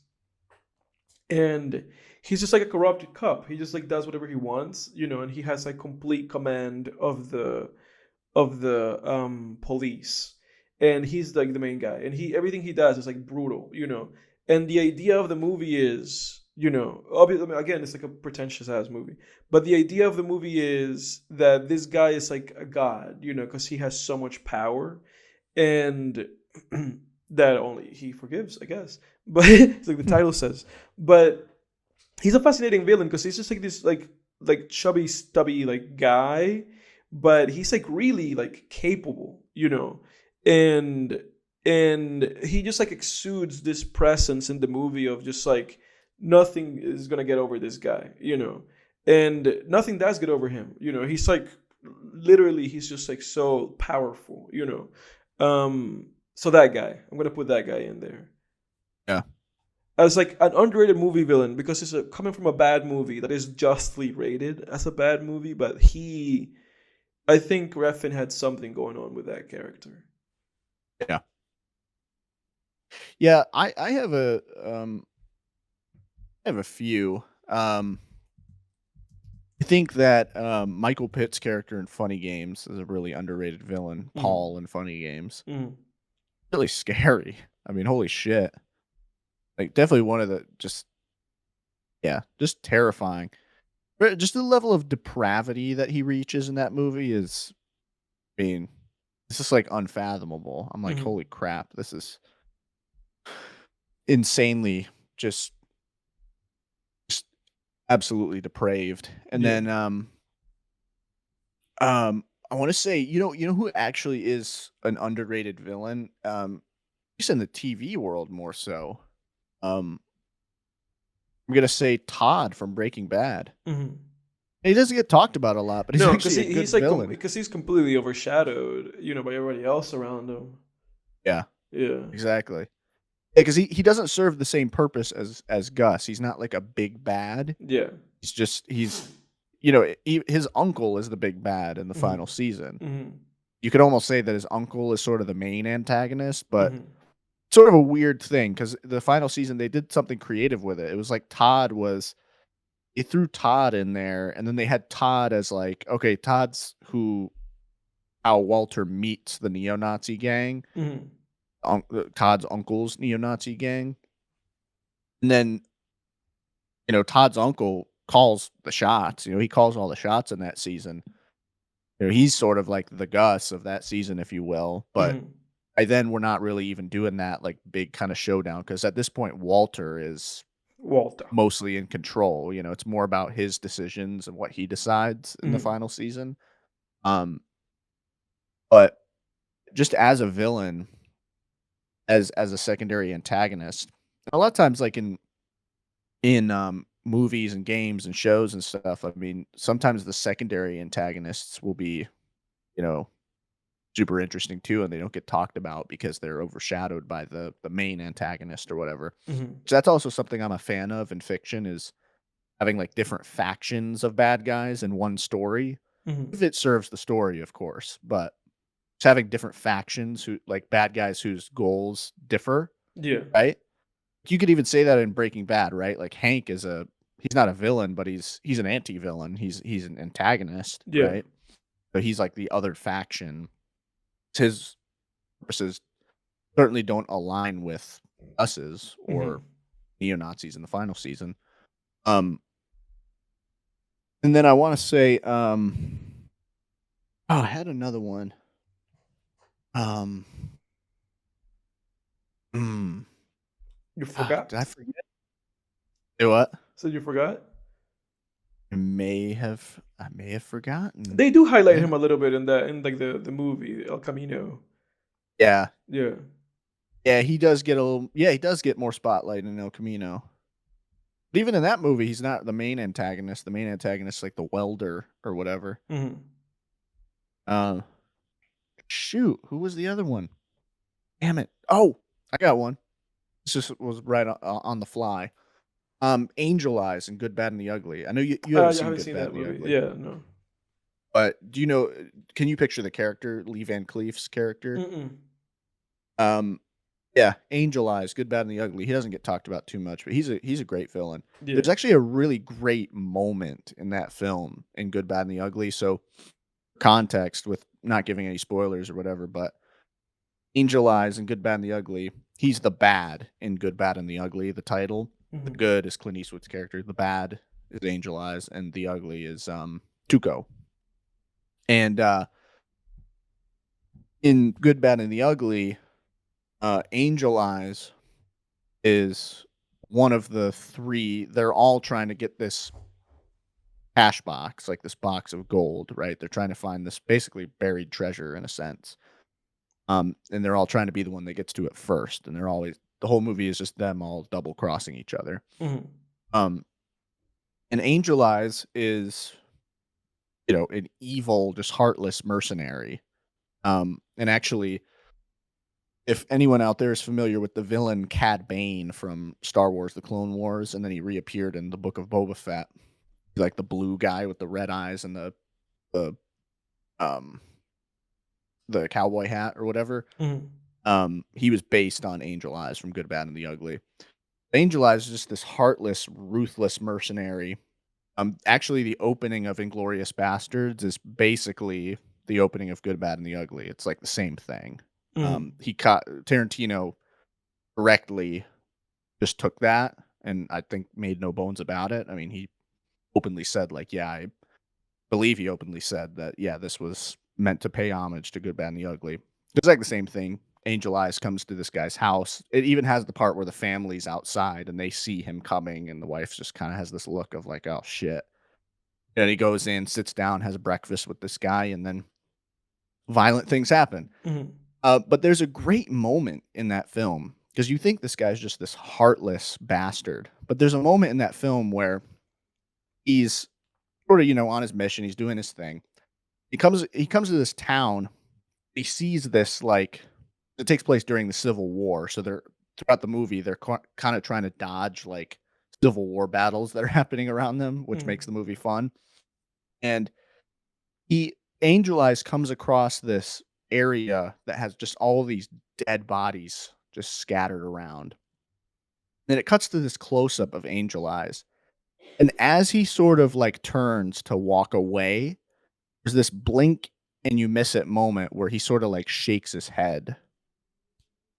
Sort of this like little head shake of like, damn, brutal. Mm-hmm. Like he doesn't like seeing all this death, like these dead women and children Mm-hmm. and women and children around him. And it's like for that little second, you just see this inkling of humanity in him. And I don't know, I just thought it was one of those moments. It kind of reminds me of that moment you talk about in There Will Be Blood when he, does that little nod when the oil's done spurting out of the ground. Yeah, yeah. It's sort of like one of those little moments where it's just like blink and you miss it sort of thing. Mm-hmm. But anyway, Angel Eyes, underrated villain. All right. Let's see here. I'm gonna run us through some movie news before we do our recap. Roundup. Yeah. So let me see here. Let me take a look at my list. Apparently the new Super Mario Brothers movie is getting glowing reviews from critics. Really? So people are gonna have to swallow what they said about Chris Pratt, huh? Yeah, I guess so. What'd they say about Chris Pratt? They're just shitting on him and saying that he was gonna make the movie bad. Oh, okay. Yeah, he's like he's overexposed himself. I think it's just in too many movies these days. Oh, or like now he okay. just gets hate. Yeah. Oh, actually, let me retract that statement. It's getting glowing reviews with audiences. It actually has a 54% with critics. I see. Okay. So I may have messed up there. I think the headline that I saw was misleading, but I'm fact checking myself as I go here. So the audience score is a 96%. So okay. Hey, but that's what matters. Those are the people that are going to see. Yeah, that's right. The tickets. Yeah. I mean, movies making a shitload of money and people are liking it, then who really cares what bloggers are saying about it? Yeah. Blumhouse. Yeah. What's your excitement level of that movie coming out? Like 1. Yeah, same. 1. I have no excitement. Yeah. I like that conversation we had a month or two ago where we were just talking about how kids' movies come out. It's just like, yeah, it's one of those. Yeah. Nostalgia baiting. It's like, I don't care. Yeah. Yeah. It's just like they'll make anything and everything into a movie these days, which I'm going to get to that in a second here on my list. But because if I really cared about watching like video games movies just because I played them as a kid, I would have watched that Sonic the Hedgehog movie. I've not seen that thing. No interest. Right. That's right. That does exist. 2 of them now. Yeah, and the second one actually got like positive reviews, and so did the first one. I still have like no motivation to watch them. Yeah. Yeah, me neither. There's a thing with animated kids films like that. It's like if I see it, I see it, right? Yeah. Um, Usually that's in the context of like my sisters and I, or like, or if we're with our little cousin and we need something like family friendly to put on, we'll we'll watch something like that with her. Yeah. That's usually when I'll get around to seeing like kids movies. Yeah. Yeah. um, Or by yourself, and then you don't log them on Letterbox yeah, because because I you're don't want anyone to ashamed. Yeah, see. you don't want anybody. You don't want anybody to know your secret enjoyment of kids movies. It's like I've just been watching like animated kids movies all Yeah. week. Just keeping it to Hey, yourself, keeping it private. Blumhouse is coming out with they're beginning development on a Five Nights at Freddy movie. Of course. Yeah. Another video Um, game adaptation. right. Right. Which is like, hey, whatever. There's one studio to do it. Yeah. It's like it's almost like every studio just eventually becomes another Disney in their lane. Yeah, exactly. They just hoard everything. Yeah. Yeah. And they start doing expanded universes and stuff. Yeah. I mean, I don't think Blumhouse had any involvement with those Conjuring movies, did they? They might have. I don't think they did. Let me see. They had Uh, some. I think so, cause like aren't they basically like just like sibling movies to those um Insidious movies? Did they do Insidious movies? no, they don't have anything to do with those. I Oh. mean, just the fact that the same director James directed the Wan. first of both franchises, but I'm looking at a whole list. They had no involvement in the Conjuring movies, not Okay. that I can see here.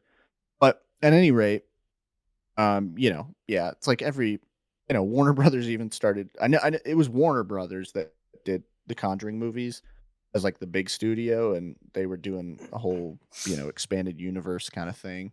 Yeah. That which is just weird. I don't know, it's just why.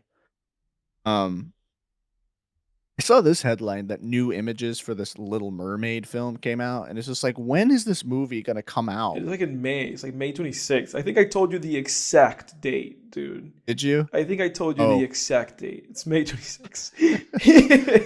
hey, sorry. My memory card only has so much storage at My memory it. card only stores junk. Like that's like why what business do I have knowing that information? I'm not gonna go see the Little Mermaid movie. No, not at all. Or so I say. Yeah, right. We'll be there. We'll be there like day one. Dude, Gerard this Little Mermaid Butler. movie was great. No, dude, it Yeah. literally is. Literally, it's coming out on May 26th. I told you the exact date. Sorry. I'm just breathing like this, like Disney propaganda. It's just everywhere. There's no avoiding it, man. I know. I just thought. I mean, I feel like the Little Mermaid. That movie has been in development. Hell, I mean, I just feel like I've heard news of this movie coming out for Yeah. years now. I told you that with the date Um. of that movie as if I was gonna get an A on an exam. As if that was like one of those things where like the teacher goes like, if somebody can answer this question that nobody should know the answer to, that person gets an immediate A on the class. And everybody goes like, oh my god. It's like, Your oh, hand just shot up. May 26th. I've passed the class. It's over. Yeah. Yeah. Gerard Butler looks like he's taking a stab at Ian John Wick type. He's got a movie coming out called Kandahar. Okay. I haven't seen any trailers for it. There is a trailer that just came out like a month ago, it looks like. But just from the images and the marketing, I can tell they're probably going to be trying to do like some John Wick thing. Hmm. I mean, Gerard Butler's track record's not good. Yeah, Gerard should probably start acting himself instead of letting his butler do all the acting. But they wrapped filming on Joker 2. Yeah, I saw like a still image of Lady Gaga on the Joker stairs. Yeah. Yeah, She looks good as Harley Quinn, man. yeah. We'll see. We'll see. See about that. I mean, hey, that's an interesting It's an interesting thing they're doing. That's unexpected that they're bringing Harley Quinn into it, but kind of makes sense because it's like, hey, the next film will tackle, you know, this character's love life and how he handles falling in love. Yeah, It'll be kind of interesting. be interesting. I feel bad that Joaquin is just doing these Joker movies, but if it's good, it's good, and I'll appreciate it. Yeah. On the same kind of in the same vein as what we were talking about, how they'll just make a movie out of anything and everything. Um, there's a Jason Momoa Minecraft movie in development, Mm-hmm. All and right. I guess, Jason folks. Momoa has struck gold because seemingly like people just want to keep putting him on things, even though he's not Yeah, really good. He's not a good actor, but he just keeps getting cast on things. And he himself talked about how he was like, um, he was like really struggling for money for a while because he just wouldn't get put in anything. yeah. That Aquaman movie really did it for him because that guy's actually Good for not that him. guy's actually not good. So good for him. He's a Gerard Butler himself. He is. Yeah. Yeah. Oh, he absolutely is. He should stop letting his Momoa do the acting and he should step up. The second bad joke in the span of 2 minutes. And finally, last piece of movie news that I have here.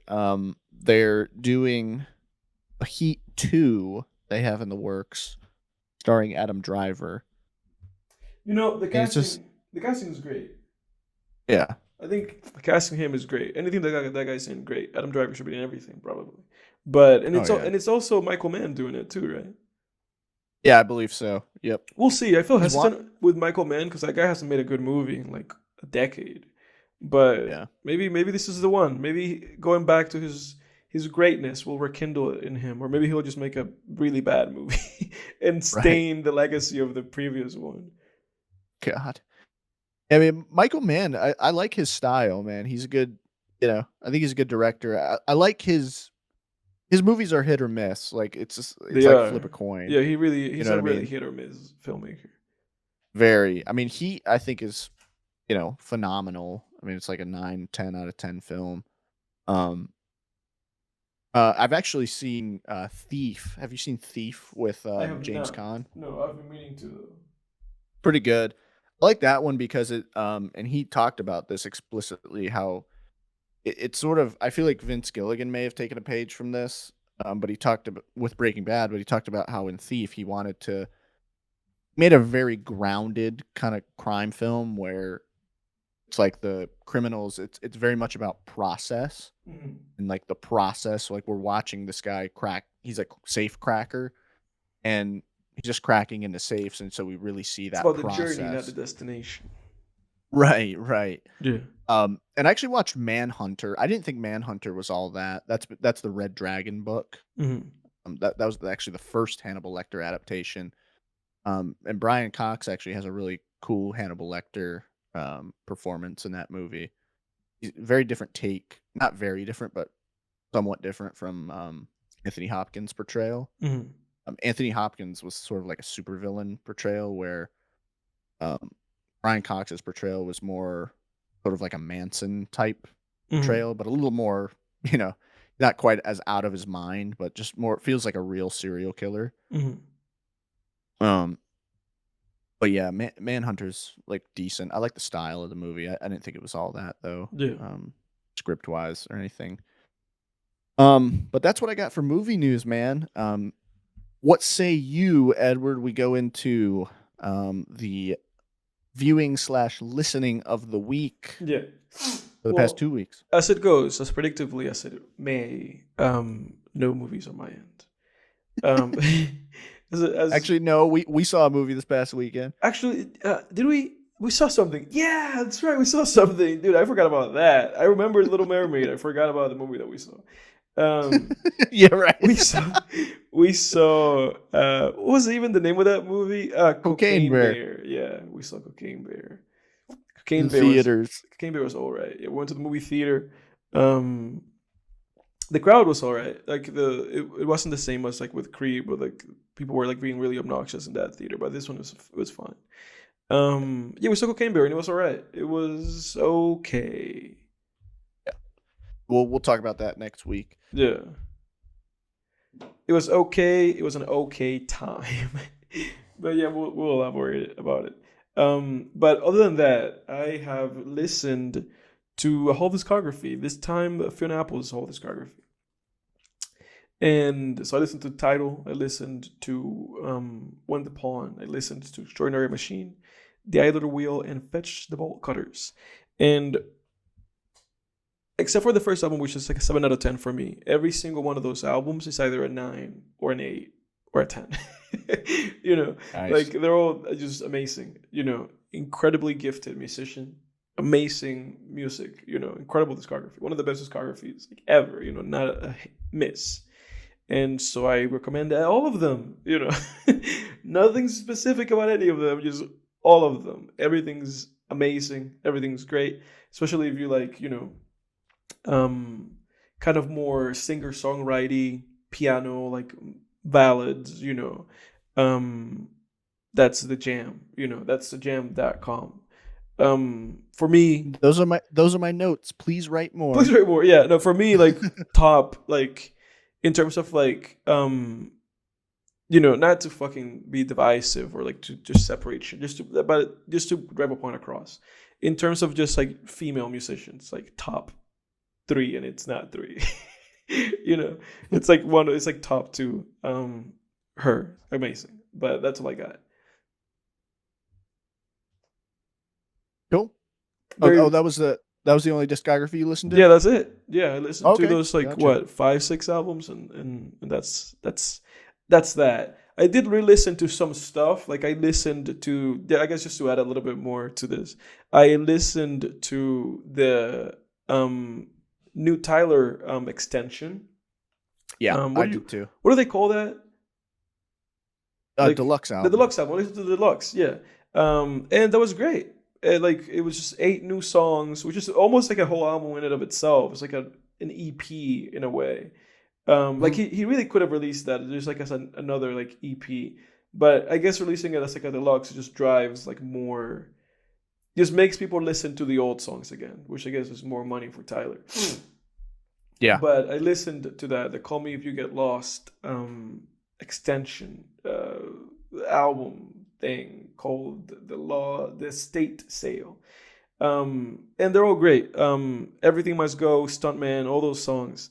I would say that my favorites are Dogtooth, just because it's such like a catchy song, and What a Day, I would say. Yep.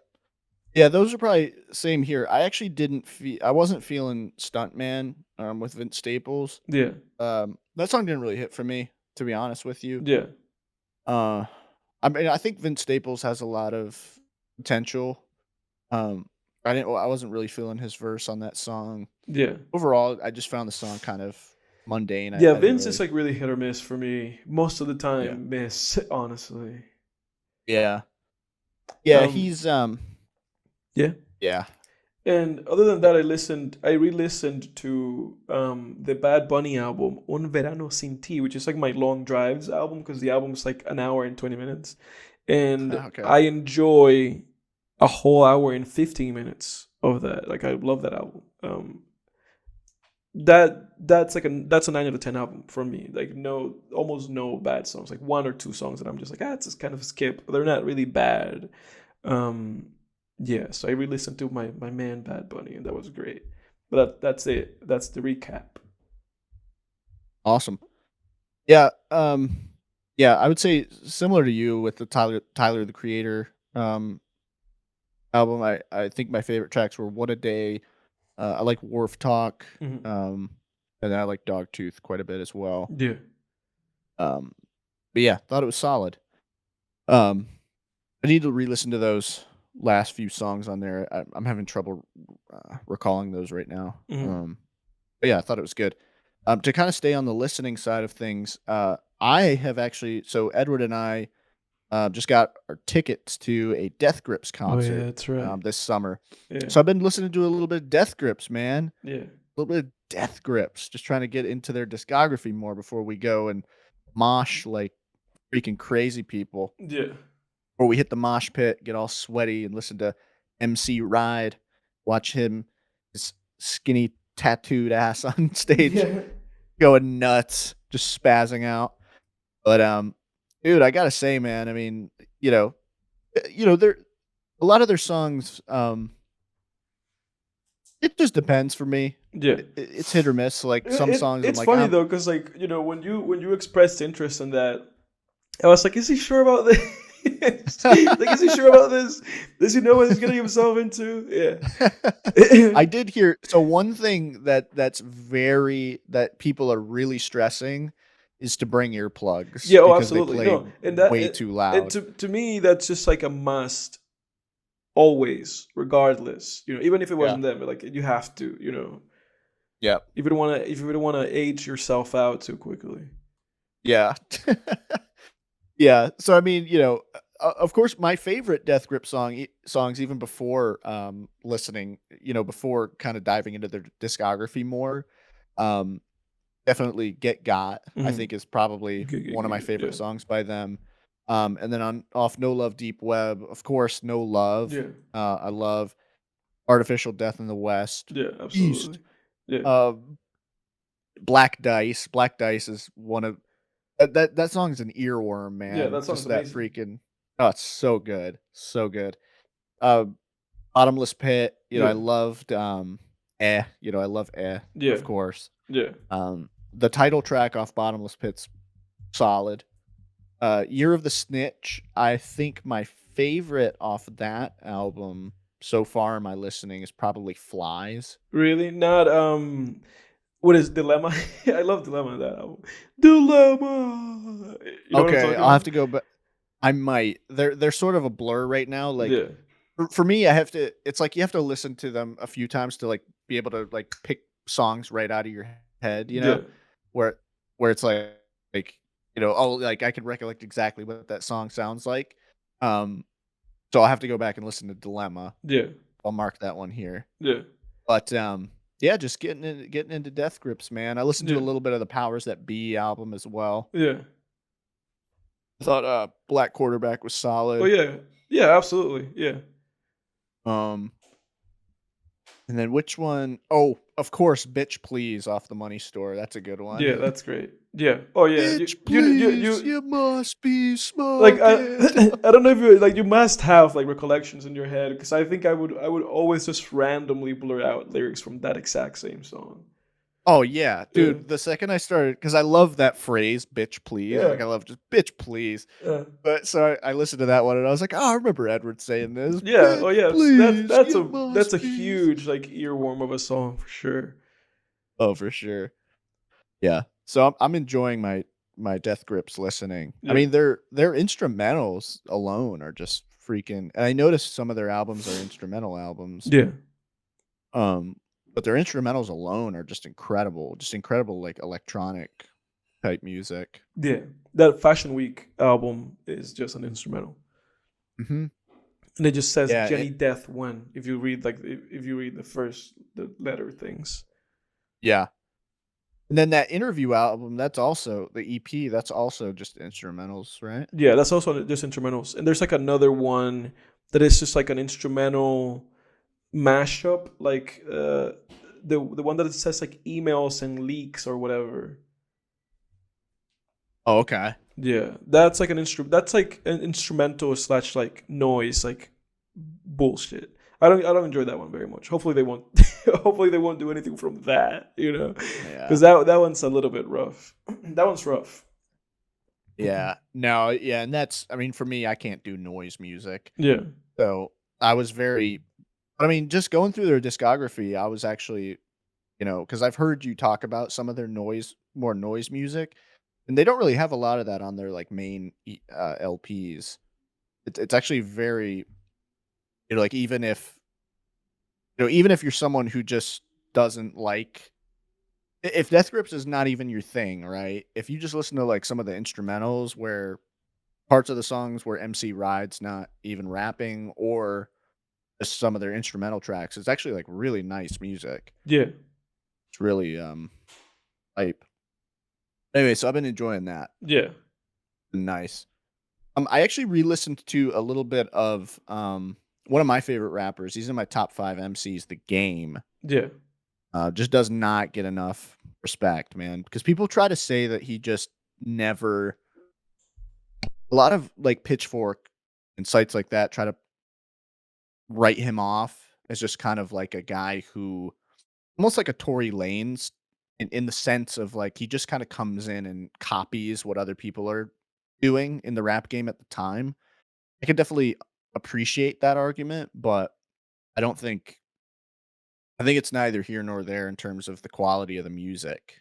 Because I'm not a fan of that argument, right? Like when Fantano he reviewed like one of Tory Lanez's albums, and he's like, "Oh, I don't even see the point in this existing. It's just so much just so much like everything else that's out there right now." And it's like, well, yeah, but so is Was a that like lot of about shit. that like Doesn't make it. was it like about that like one of it was like that he said that about like one of his latest albums, right? It was the one. I think it was the one he released. I think it was. Like Star something, Star Boy or something? No, he said that about. It was the song. It was the album that has the song "Dance for Me." Memories Never Die. I believe it was that album. Okay. I mean I know nothing about Tory Lanez. You know I don't listen to Tory Lanez. Yeah. I enjoy Tory Lanez. I like his music. I don't think he's a revolutionary, but to me that doesn't matter. It's like that's too high of a standard to hold all artists to that they need to revolutionize. If they're copying kind of what other people are doing, it's like, well, how do they do it? Do they do it better? Do they do it just as well, or do they do it worse? Right? Um, the Game. I think the documentary 2, disc A, side A, and side B. It's a double album. I just grouped those together. I think it's one of the greatest rap albums ever. I mean, I think I don't know, I just love it. Um, Standout tracks for me on side A are going to be "Dollar and a Dream." Um, "Dedicated" is a good one. "Bitch You Ain't Shit." It's vulgar, but it's a good one. Um, and then "Summertime." "Summertime" is like one of my favorite rap songs of all time by The Game. Mm-hmm. It's like one of my favorite rap songs in general. Does that feature "Summertime," anybody? featuring Jelly Roll. Okay. It's great. 100 featuring Drake. That's a classic. Yeah, that's a classic. 8 more than 92 with me 100. And then on side B, The Ghetto. That's a great song from Adam. Classic, legendary song. Quick's Groove. I like that one. Up on the Wall featuring Ty Dolla Sign and Problem and YG. Great song. It's awesome. I believe Battle Cat did the production on that song. Fantastic. I love that song. Um, and then bonus tracks, "Do It To You" featuring Trey Songz. That's a good one. And then El Chapo. That's a legendary song. Remember that was pretty popular when that first came out. Yeah. But anyway, The Game. Give him a chance, ladies and gentlemen. He's a great rapper. And then What as else you far got? as yeah, man, as far as viewing, I'm watching the second half. So Netflix released the first half of the new season of You like a month ago, and now they've just released the second half like a week ago or something. Mm-hmm. And I just got around to starting watching that. Um, I don't know, man. It kind of they did a big twist, and What do it you kind of what do you think they shut the bed? it shit the bed a I little bit, see. man. Yeah. For me, anyway. We'll see where it goes. I'm not finished with it yet, Mm-hmm. but they do this big twist, and it just fundamentally, in my opinion, doesn't work for Joe Goldberg's character. What I'll say is this: Joe Goldberg, the main character of You, is a lot of things. You know, he's a creep, he's a murderer, he's a freak, right? He's just sick in the head, right? We can all agree on that. One thing that I've never thought of him as is a serial killer. Mm-hmm. I mean, and you saw the first half of that first season. He's not a serial killer. he doesn't kill. He doesn't go out with the intention of just killing victims. He always killed very pragmatically. Mhm. It was like, I'm killing this person because of the scenario that I'm in. Or some situations he'd find himself in. Yes, they were situations that were his fault, Right. but they would be in self-defense. There are a couple of self-defense kills, right? Yeah.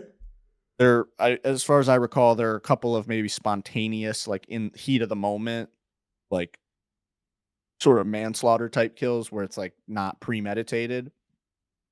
But he's not a serial killer. And they're sort of doing this. They went in this direction with his character that makes no sense to me. Mhm. So we'll see how it wraps up.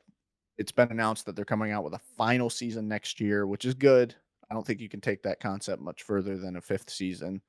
Um, I I still hold the season 3 of You as the best. I thought that was like a crowning achievement. I thought that was like an awesome season of television. Mhm.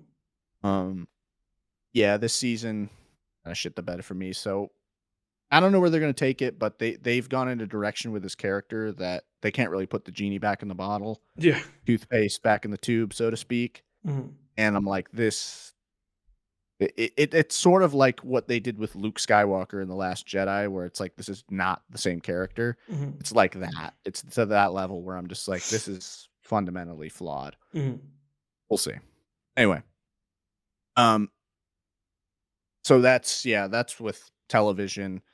I've been watching a lot of, as I mentioned, I've been watching a lot of interrogation videos on YouTube. Mhm. There's been this explosion of, so there was this YouTube channel called JCS Criminal Psychology that started a few years back. And I think he must be a guy who's like in school for criminal psychology or something. He would create these videos where he started his first video was on the Chris Watts case, that horrific family killer dude. And he goes through, right, and he plays the interrogation, and then he'll pause at key moments and say, this technique is what's called the da da da technique. The detective here is trying to get the person to open up, yada yada. And it was just fascinating, right? Like, I just eat those up. And ever since he started that, there's been this explosion where like a ton of other channels are just copying the format. Mhm. And it's great. I'm here for it. Like, they're so much fun to watch. Um, you know, they're grisly considering the crimes that happen, but Yeah. man, if it ain't fun to watch those detectives just grill those fuckers and just watch them squirm, man. Oh man, it's so interesting, man. I love psychology. I'm a student of psychology. Um, it's a lot of freaking fun. Yeah. So, I like those. But anyway, and as far as movies, I went to theaters to see John Wick Chapter 4. That's right. Yeah. Yeah, I thought that was phenomenal. Um, a lot that happens. It sort of it would have been a perfect film if John Wick 3 didn't exist. And what I mean by that is they retcon things, Mhm. and it makes you go back and look at John Wick 3 as like, this was just another level in sort of the video game that is the John Wick series, Mhm. where that you really realize John Wick 3 was great. Like, I think that movie was just as good as John Wick 4. But there, from a story perspective, there is something about John Wick 3 where it's like nothing much was accomplished in that movie as far as plot goes. Right. He's in the exact same predicament that he's in at the beginning. And there's a lot of things that there's a lot of loose ends that don't tie up in 4, and then new rules that they're just kind of making up as they go. Mhm. But other than that, it was a phenomenal film. Action, just an action masterpiece. I mean, just freaking dude, like, I went to see it with my dad, and when it was over, my dad jokingly says, "Yeah, that was good. Not a little light on the action for me." Like, Yeah. completely sarcastic. Like, this movie, if you're an action film buff, you will get your fill. Yeah. John Wick 4 was awesome. I watched the Robert De Niro film Ronin. Mhm. Robert De Niro, Jean Reno. Let's see who directed this. You said Robert De Niro John. and Jay Leno? No, no. It's like what? Jean Reno. Gene Reno. Okay. What is Jay going on? Leno. That'd be. It'd be kind of awesome, man. A Yeah. heist film with Jay Leno. Yeah. But Ronin is, and it's been compared like with the car chases and stuff. It's kind of like the William Friedkin film, French The Connection. French Connection. Yeah. And I felt about this movie the way I felt about French Connection, where I'm like, there's some really solid action and some good like chase scenes and stuff, but it's Ronin's very light. For me, it was very light on character development. Just kind of these people. It's like a video game. It's like you're just going from A to B to C, and it's like, well, why are these guys? These mercenaries, like, what are they about? Why are they mercenaries? Why are they trying to get this briefcase? Whatever, right? Never really. They don't really get into it on the level that I wanted. So, it was whatever. And then of course this past weekend we watched Cocaine Bear. That's right. And then the other day I actually watched Arrival. Look at the that. Denis Yeah. Denis Villeneuve. Denis Villeneuve. Denis Villeneuve. Yeah. And Arrival is a phenomenal film. Yeah, it is. Great, man. Mhm. I've seen part of it. I saw part of it a long time ago. But I got distracted and it couldn't really say that I saw the film, right? Mhm. So I watched it for pretty much for the first time, like this time around. And I mean, it's fantastic, It dude. I is. mean, that Yeah. movie, what can I say? Yeah. I mean, It's Denis. Denis Villeneuve. He's the yeah, it's just, man. oh, he really is, man. I mean, he is one of the great directors of the modern day. Yeah. That's a great film, man. Arrival. It's just one of those really, it's very like hard. I consider it very hard sci-fi, where it's it's like this is probably how it would go down if Mhm. aliens actually came to Earth. Mhm. And concepts they play with concerning time and love and loss and fear of the future and stuff like that are just it's great. Wonderful, man. I mean, Yeah. I felt the waterworks coming on toward the end there, man. Yeah. Goodness. Yeah. No, that's a fantastic film. Absolutely, 100%. Yes. Yeah, so good. But all that being said, Edward, Mhm. what say you we get into film of the week, The which is the film Basketball of the week, Diaries. yes, absolutely. The Basketball Diaries. Directed by Scott Calvert and written by Jim Carroll and Brian Koluboff, I think. What do you think? How did that movie sit with you? What do you think about the Basketball Diaries, starring our old boy Leo and Mark Wahlberg that we've mentioned multiple times in this episode? Yeah, for better or worse, right? Yeah. I like Mark Wahlberg, but Yeah. yeah, yes, he's a he's fun. Like his But anyway, hamburgers. He's yeah, got right. burgers. If you go to the His store, Wahlburger. you can buy them. They're like you can buy like frozen Wahlburgers. Yeah, Yeah. absolutely can. Um, yeah, I don't know, man. It felt like it felt very much like it was art. It was like an artfully made after school special Yeah. about drugs Yeah. for me. Yeah. That's how I felt about it, where it was just kind of like, okay, so these kids, they get on drugs and then they're on drugs Yeah. now and they're doing all this bad stuff because they're on drugs.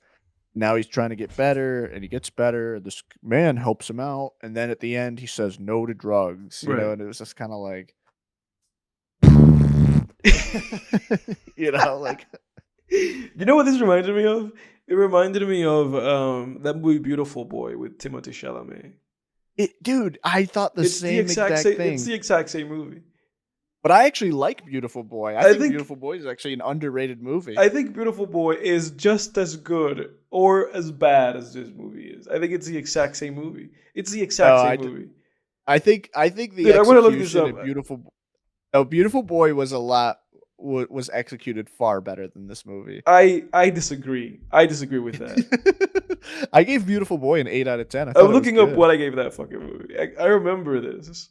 Like, I was watching this movie and I was like, I've seen this movie. I gave Beautiful Boy. Just the execution in Beautiful Boy was a lot better, I thought. I gave Beautiful Boy a 6. I overrated that fucking movie. Because I would give it the exact same thing I would give this movie. I would give Beautiful Boy like a star or like a half a star more, you know. So I'm gonna leave it at a 6. I'm gonna leave it at a 6. I'm gonna leave Beautiful Boy where it is, you know. So you thought it was a little better than this movie? I thought it was a little better than this movie. I thought the music was better than in this movie. That's the only thing. I thought everything else was the same. I thought that Chalamet's performance was very comparable to DiCaprio. I thought DiCaprio had a good performance in this movie. Yeah. And I thought his mom's performance was good. And I would compare her performance to Steve Carell's shitty performance in Beautiful Boy.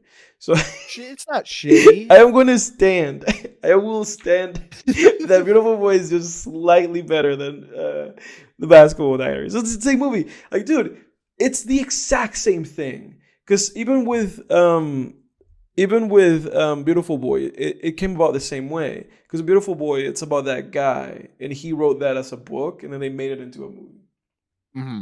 And with this movie, it's the same thing. Like the Jim, the guy that DiCaprio plays, he wrote that into a book, and they made it as a movie. You know, it's the exact same thing. I mean, you could not replicate it. You know, it's like one is it for the 90s or whatever. Yeah, this is made in 95, and the other one's it for, like, you know, our generation. But, oh, did you see Beautiful Boy? He was really going through something, you know. But it's like, you know, you could really parallel DiCaprio and like Chalamet's like careers. You know, this is like that movie for each one of those guys. Yeah. Was Beautiful Boy better? Yes, it was a better movie, but I think by a very small margin. Yeah. So yeah, I would think I think I don't know, because I can't cite exact like specific reasons from Beautiful Boy. I haven't seen that movie in like 4 years now. But I do remember that movie. Just, I don't know, at the time that I saw it, it was compelling to me. I thought it was good. Yeah. I think maybe what I found, my suspicion is that what I found more compelling about Beautiful Boy was the whole dynamic of him and his girlfriend being on drugs together, and like going around trying to steal, you know, and get money for drugs. But she's only in there. She's only in there for like 15 minutes. Really? I don't remember. Yeah, she's not in there for that long. Well, maybe that 15 minutes elevated it for me then. I don't know. I see. I found that dynamic interesting versus this movie. It was sort of like a train spotting type dynamic. Yeah, it was very train spotting. Yeah. Yeah, and it was just kind of, this, I don't know, this movie was lame. I don't think Trainspotting's all that either. I thought I gave that like a 7 out of 10. Trainspotting's all right. Yeah, it's okay. But what did you like about the film, Edward? I found DiCaprio's performance in a couple of scenes. That's it. That's really it. Because I like it, like there's not really that much to take from it, because it is, you know, it's like, oh, this, even if we don't talk about Beautiful Boy and how Beautiful Boy is this movie again, you know, this movie is very much just train spotting. You know, you like hit that right in the head. You know, it's very similar character arc, very similar scenes in the movie. You know, there's even the whole withdrawal scene, right, where it's just like, you know, oh, go through withdrawals. Yeah, and it's someone's tough. just keeping them locked in a room. Yeah, just keeping them in a room. Yeah, no, the exact same thing. And it's tough with this movie because I think the biggest issue this movie has is that it's just way too long. You know, it's way too long, and it's one of those just very like fatalistic movies where you don't get, you know, the character doesn't get anything until the very end. You know, where you're like, oh, finally, you know, this guy's finally, you know, it's like, Jesus, you know, finally you stopped. Like, there's like, the world stopped beating this guy down, you know, like at the very last scene, like the very like last like 3 or like 2 minutes of this movie, you know. It's that quickly, like it literally, because it's weird, you know, because it's just this downward spiral for him where it just starts recreationally and they're just like, oh, we're just goofy, you know. And halfway through the movie, you know, I was like, this is definitely this guy's low point, you know. And I don't even remember what had happened by that point. I think he just became homeless. And I was like, this is definitely the low point. And it's like, oh boy, like I still have 50 more minutes, like it was an hour in, and I was like, we still have 50 more minutes, and then you watch him be homeless, and then you watch him like it was just too much, it was just way too much. Like Yeah. I really believe that if they had cut like a whole like 20 minutes of this movie and just make it like an hour and 25 minutes, hour and a half, that it would have been at least a little bit better. But it was just way too long, and it was just repeating the same thing. It was just like, oh, because even when he got all like beat up, and that guy helped him, the guy that he used to play basketball with, um, and then it was like, oh, he's sobering up, and he's keeping him locked in that room so that he can sober up. But it's like, oh, now he relapsed again, and now there's another 20 more minutes of the movie of just him, like, again, like, oh, now this is happening. And then, oh, now he's fallen this low, or like, he's like, prostituting, and it's tough, it's tough, it's like, oh, geez, poor guy, all this shit's happening to him. And, and I thought that because like the memorable scene from this movie, like the scene that I had known about, I had not watched it, but I had known that it was like very memorable, was the scene with his mom at the end, where he goes, and I thought that scene was great. I have no issues with that scene at all. Everybody played perfectly, because it was like, and it was so brilliant because he's knocking on the door, and the mom just like really quietly is like locking everything because she doesn't even want him to know, that he's there. But before she's able to finish locking, he opens, and but she only locked that thing, Yeah. and so then you have this scene that is like immaculately framed. Like I wish somebody else would make a movie and just steal that from that movie and then put it in a better movie, because that's such a great scene. It just took so much. It just was so painful to get there, but that's such a great scene. Heartbreaking scene. When you just think about what's happening here, and that his own mom just calls the police on him, and that's the final straw. That's the final straw that had to break. That scene is the only like good thing. There's a couple other things. I liked how they did the basketball stuff and made it believable that they were like good players at the beginning. And I actually like the scene where they're just like completely just off the wagon and they're playing basketball, but they're just like letting everybody down, And there were scenes that were like incredibly uncomfortable in a very realistic kind of way, like with the coach, when the coach comes into the bathroom and he's there. And they just play those scenes, they don't really shy away from them, because I was like, are they going to shy away from this? Are we going to cut? Or are we really going to be like, oh yeah, the coach is a pedophile, No, they really did, and those scenes like that were like really effective and really good, but they were just few and far between in a movie that just felt miserably long. Oh yeah. Yeah.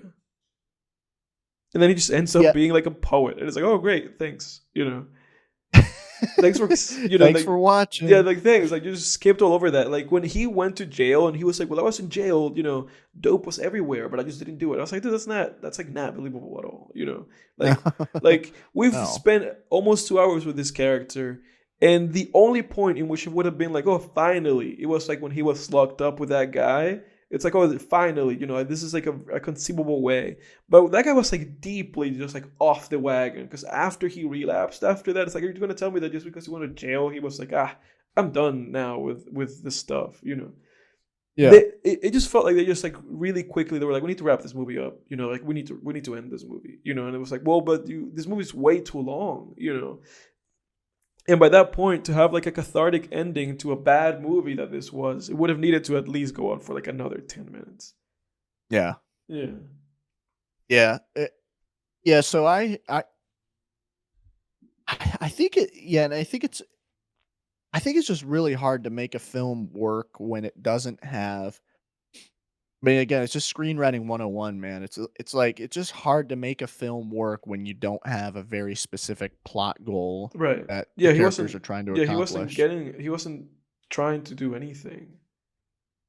Because that's the thing. Like I remember in college, like angsty screenwriting students, you don't want to hear that. You want to write movies like this. I wrote movies like this, back in college, with like a similar structure where it was just like, oh, it's just dudes Like I wrote that movie, that screenplay about the two guys that just escape from a mental asylum and just go around town, just causing havoc, robbing Mhm. banks, just living like hedonists, like animals, and it's just like, and that just gets old. That's like that's a scene, that's not a movie, Mhm. if that, where it's just kind of like, you can write that. And if you need to get that out of your system as a writer, it's like, fine, do it. But it really is hard for other people who didn't write this to then sit down and watch this, just this stream of consciousness, just these characters just doing things uh, that are, to their heart's desire, right? And just being hedonists. It's hard to Mhm. watch for an hour and 45 minutes. Yeah. That's why I kind of enjoyed the first act of the film because, the first act, it's like, all right, we're getting to know the characters. And I thought the first act was executed pretty well. Mhm. Just the kind of day in the life of the characters. I liked the cliff jumping scene, just all the stuff of like the kids being kids type stuff. I liked that. I thought that was executed really well. Mhm. But yeah, once they get on the drugs and they start their shenanigans, at first it's like, oh, okay, this is interesting. Where's this going? And then it just gets old, man. Right. Just seeing people be hedonists for an hour is Mhm. just not, it's like, whatever, man. I don't know. It's not that entertaining. You do need to ground your story and have a plot goal and have a Mhm. specific objective, you know? Yeah. Um, because I get an experience like this can change somebody, but you know, it's not that entertaining to watch that, Right. Right. Um, so that's where the film fell flat for me, Yeah. was I the whole found thing almost. I found the scene where Mark Wahlberg unintentionally kills that guy really funny. Where he like unintentionally just like pushes him off the ceiling, He's like, yeah, like the tries to roof. catch him for a second. He's like, Yeah. "Whoa, no, no, no, no!" And but then he goes like, "You stay here, but I'm not waiting for you." And he like runs away. And then Yeah, there's like a bunch of people down there just like waiting for him. And then they chase him down. That to me was yeah, hilarious. And they gave him like what? Like they gave him 14 years or something like that. yeah, Yeah. yeah, yeah. No, I mean it. Yeah, Mark Wahlberg's character was an asshat in this movie Yeah. too. He He was was. just somebody. He was just somebody, and it was a good. He was a good foil to DiCaprio's character, where it was Yeah. just like, okay, this guy, DiCaprio's character, thinks about consequences of his actions. Mark Wahlberg's character doesn't. He was very much that like macho guy that just does whatever. But it's like, well, you're gonna one of these days you're gonna find yourself looking down at a dead guy, being like, oh shit, I Yeah. fucked up now. And There's so no he putting did, that. yeah. People Yeah, you chased can't him put that down. genie back in. Yeah. Yeah. Because you know that in his head, he was like, DiCaprio's going to get pinned for this, Because he was like, I'm Yeah. ditching, the police are going to show up and they're going to find him. But like, oh no, dude, you were the one, like you were the first one where you got. Yeah. Yeah, that was pretty funny. Yeah, Yeah. absolutely. Well, another thing that I kind of liked was the recurring character, the prostitute. Yeah. I kind of liked Yeah, she got because cleaned I up by felt the bad. end. Yeah, and I actually I found that scene kind of cathartic where she was like, "I'm cleaned up now," and she was shitting on DiCaprio a little bit because Mhm. I actually felt really bad for her in that first scene. I thought that was really mean spirited when they just dumped like pretzels on her Yeah. and stuff, and we're just like, "Get the fuck out of here!" Yeah. It's like, man, that's really heartless, Yeah. Um, but so that I found that scene a bit cathartic where you know she was like, "Go buy yourself a pretzel," Yeah, yeah. I also liked the scene with when his friend passes away and he goes to see him and he's Yeah, just like reflecting on that. I like that scene because that actor just seemed really old to me. And I was like, this actor looks way older than everybody. But then when he says, like he looked 60, but he was 16, I was like, oh, it's interesting because they did cast an older guy. yeah, It was just interesting to me just seeing how that impacted his character. yeah. I think Yeah, that was Christopher from The Sopranos, right? yeah, that's right. Yeah, Yeah, and interestingly enough, the mom is the therapist in The Sopranos. yeah, It's funny when you see, like, the same actors in a couple different things, and you start to kinda piece together, like, they probably had, like, a network where they were like, "Oh, I worked with this person, and they're yeah, good, so let's get them," yeah, absolutely. Like, you'll see, there's, like Gus from Breaking Bad. He's in the show The Boys, and then there's the guy in Breaking Bad and Better Call Saul who sells the guns, the Walter and Mike respectively. Like he's in The Boys as well, and you're just kind of like, oh, it was probably Giancarlo Esposito being like, oh hey, that guy would be good for this role. Yeah. So it's kind of interesting. Yeah. But I digress. Yeah, I didn't enjoy this movie. Yeah. No. Something was calling me to this movie, but at the end of the day, it wasn't really all that good. I was gonna ask, why did you pick this movie? What about it was? It just came to me like the day before we did that Creed podcast. I was thinking, I was like, oh, what movie would I like to to watch for the podcast? And I was like, it just like appeared in my head. I was like, Basketball Diaries, and I was like, all right, yeah. Basketball Diaries, it is. Yeah. Gotcha. Yeah. What would you rate this thing, Jake? I gotta say probably a 4 out of 10. Yeah, that's what I would give it. Stars. Yeah, I would give it a 4 out of 10. Like 4th, 5th week in a row, we've given a movie the same rating. Yeah. It's all coordinated. We need some controversy on this podcast. Yeah, we haven't had a controversy in a while. I think we had a controversy in like our unreleased podcasts. Yeah. We had a controversy just now with Beautiful Boy. Yeah, we did. We had a Beautiful Boy dispute. I stand by what I said. Beautiful Boy was one of those movies where it's like I went to watch it, right? And there's a lot of movies, not a lot, but there's been a few movies throughout my life where it's like before I watch the movie, I hear people being either negative or lukewarm on it. Mm-hmm. And then when I watch it, I'm like, it was good. Yeah. Like or maybe even great. And I'm just like, I don't know what people were missing. I was lukewarm with all that movie. Yeah. I don't know. I thought the movie was, I gave it an 8 out of 10 at the time. Maybe if I rewatched it, it'd probably go down, but I don't plan on rewatching it. Yeah, neither do I. No plans here. Well, ladies and gentlemen, that's probably going to do it for this week. That's that. What do we got? What do we got next week? Tell everybody, Jake. Yeah, next week, as we mentioned earlier, we will be talking about Cocaine Bear. Yeah, we'll go in depth about that movie. Yeah, so we'll do a full review of Cocaine Bear next week, which Edward and I saw in theaters this past weekend. That's right. Had a good old time. I think it'll be a nice, solid review. In addition to many more tangents next week, folks. All right, everybody. We are out next time on Film Tangents.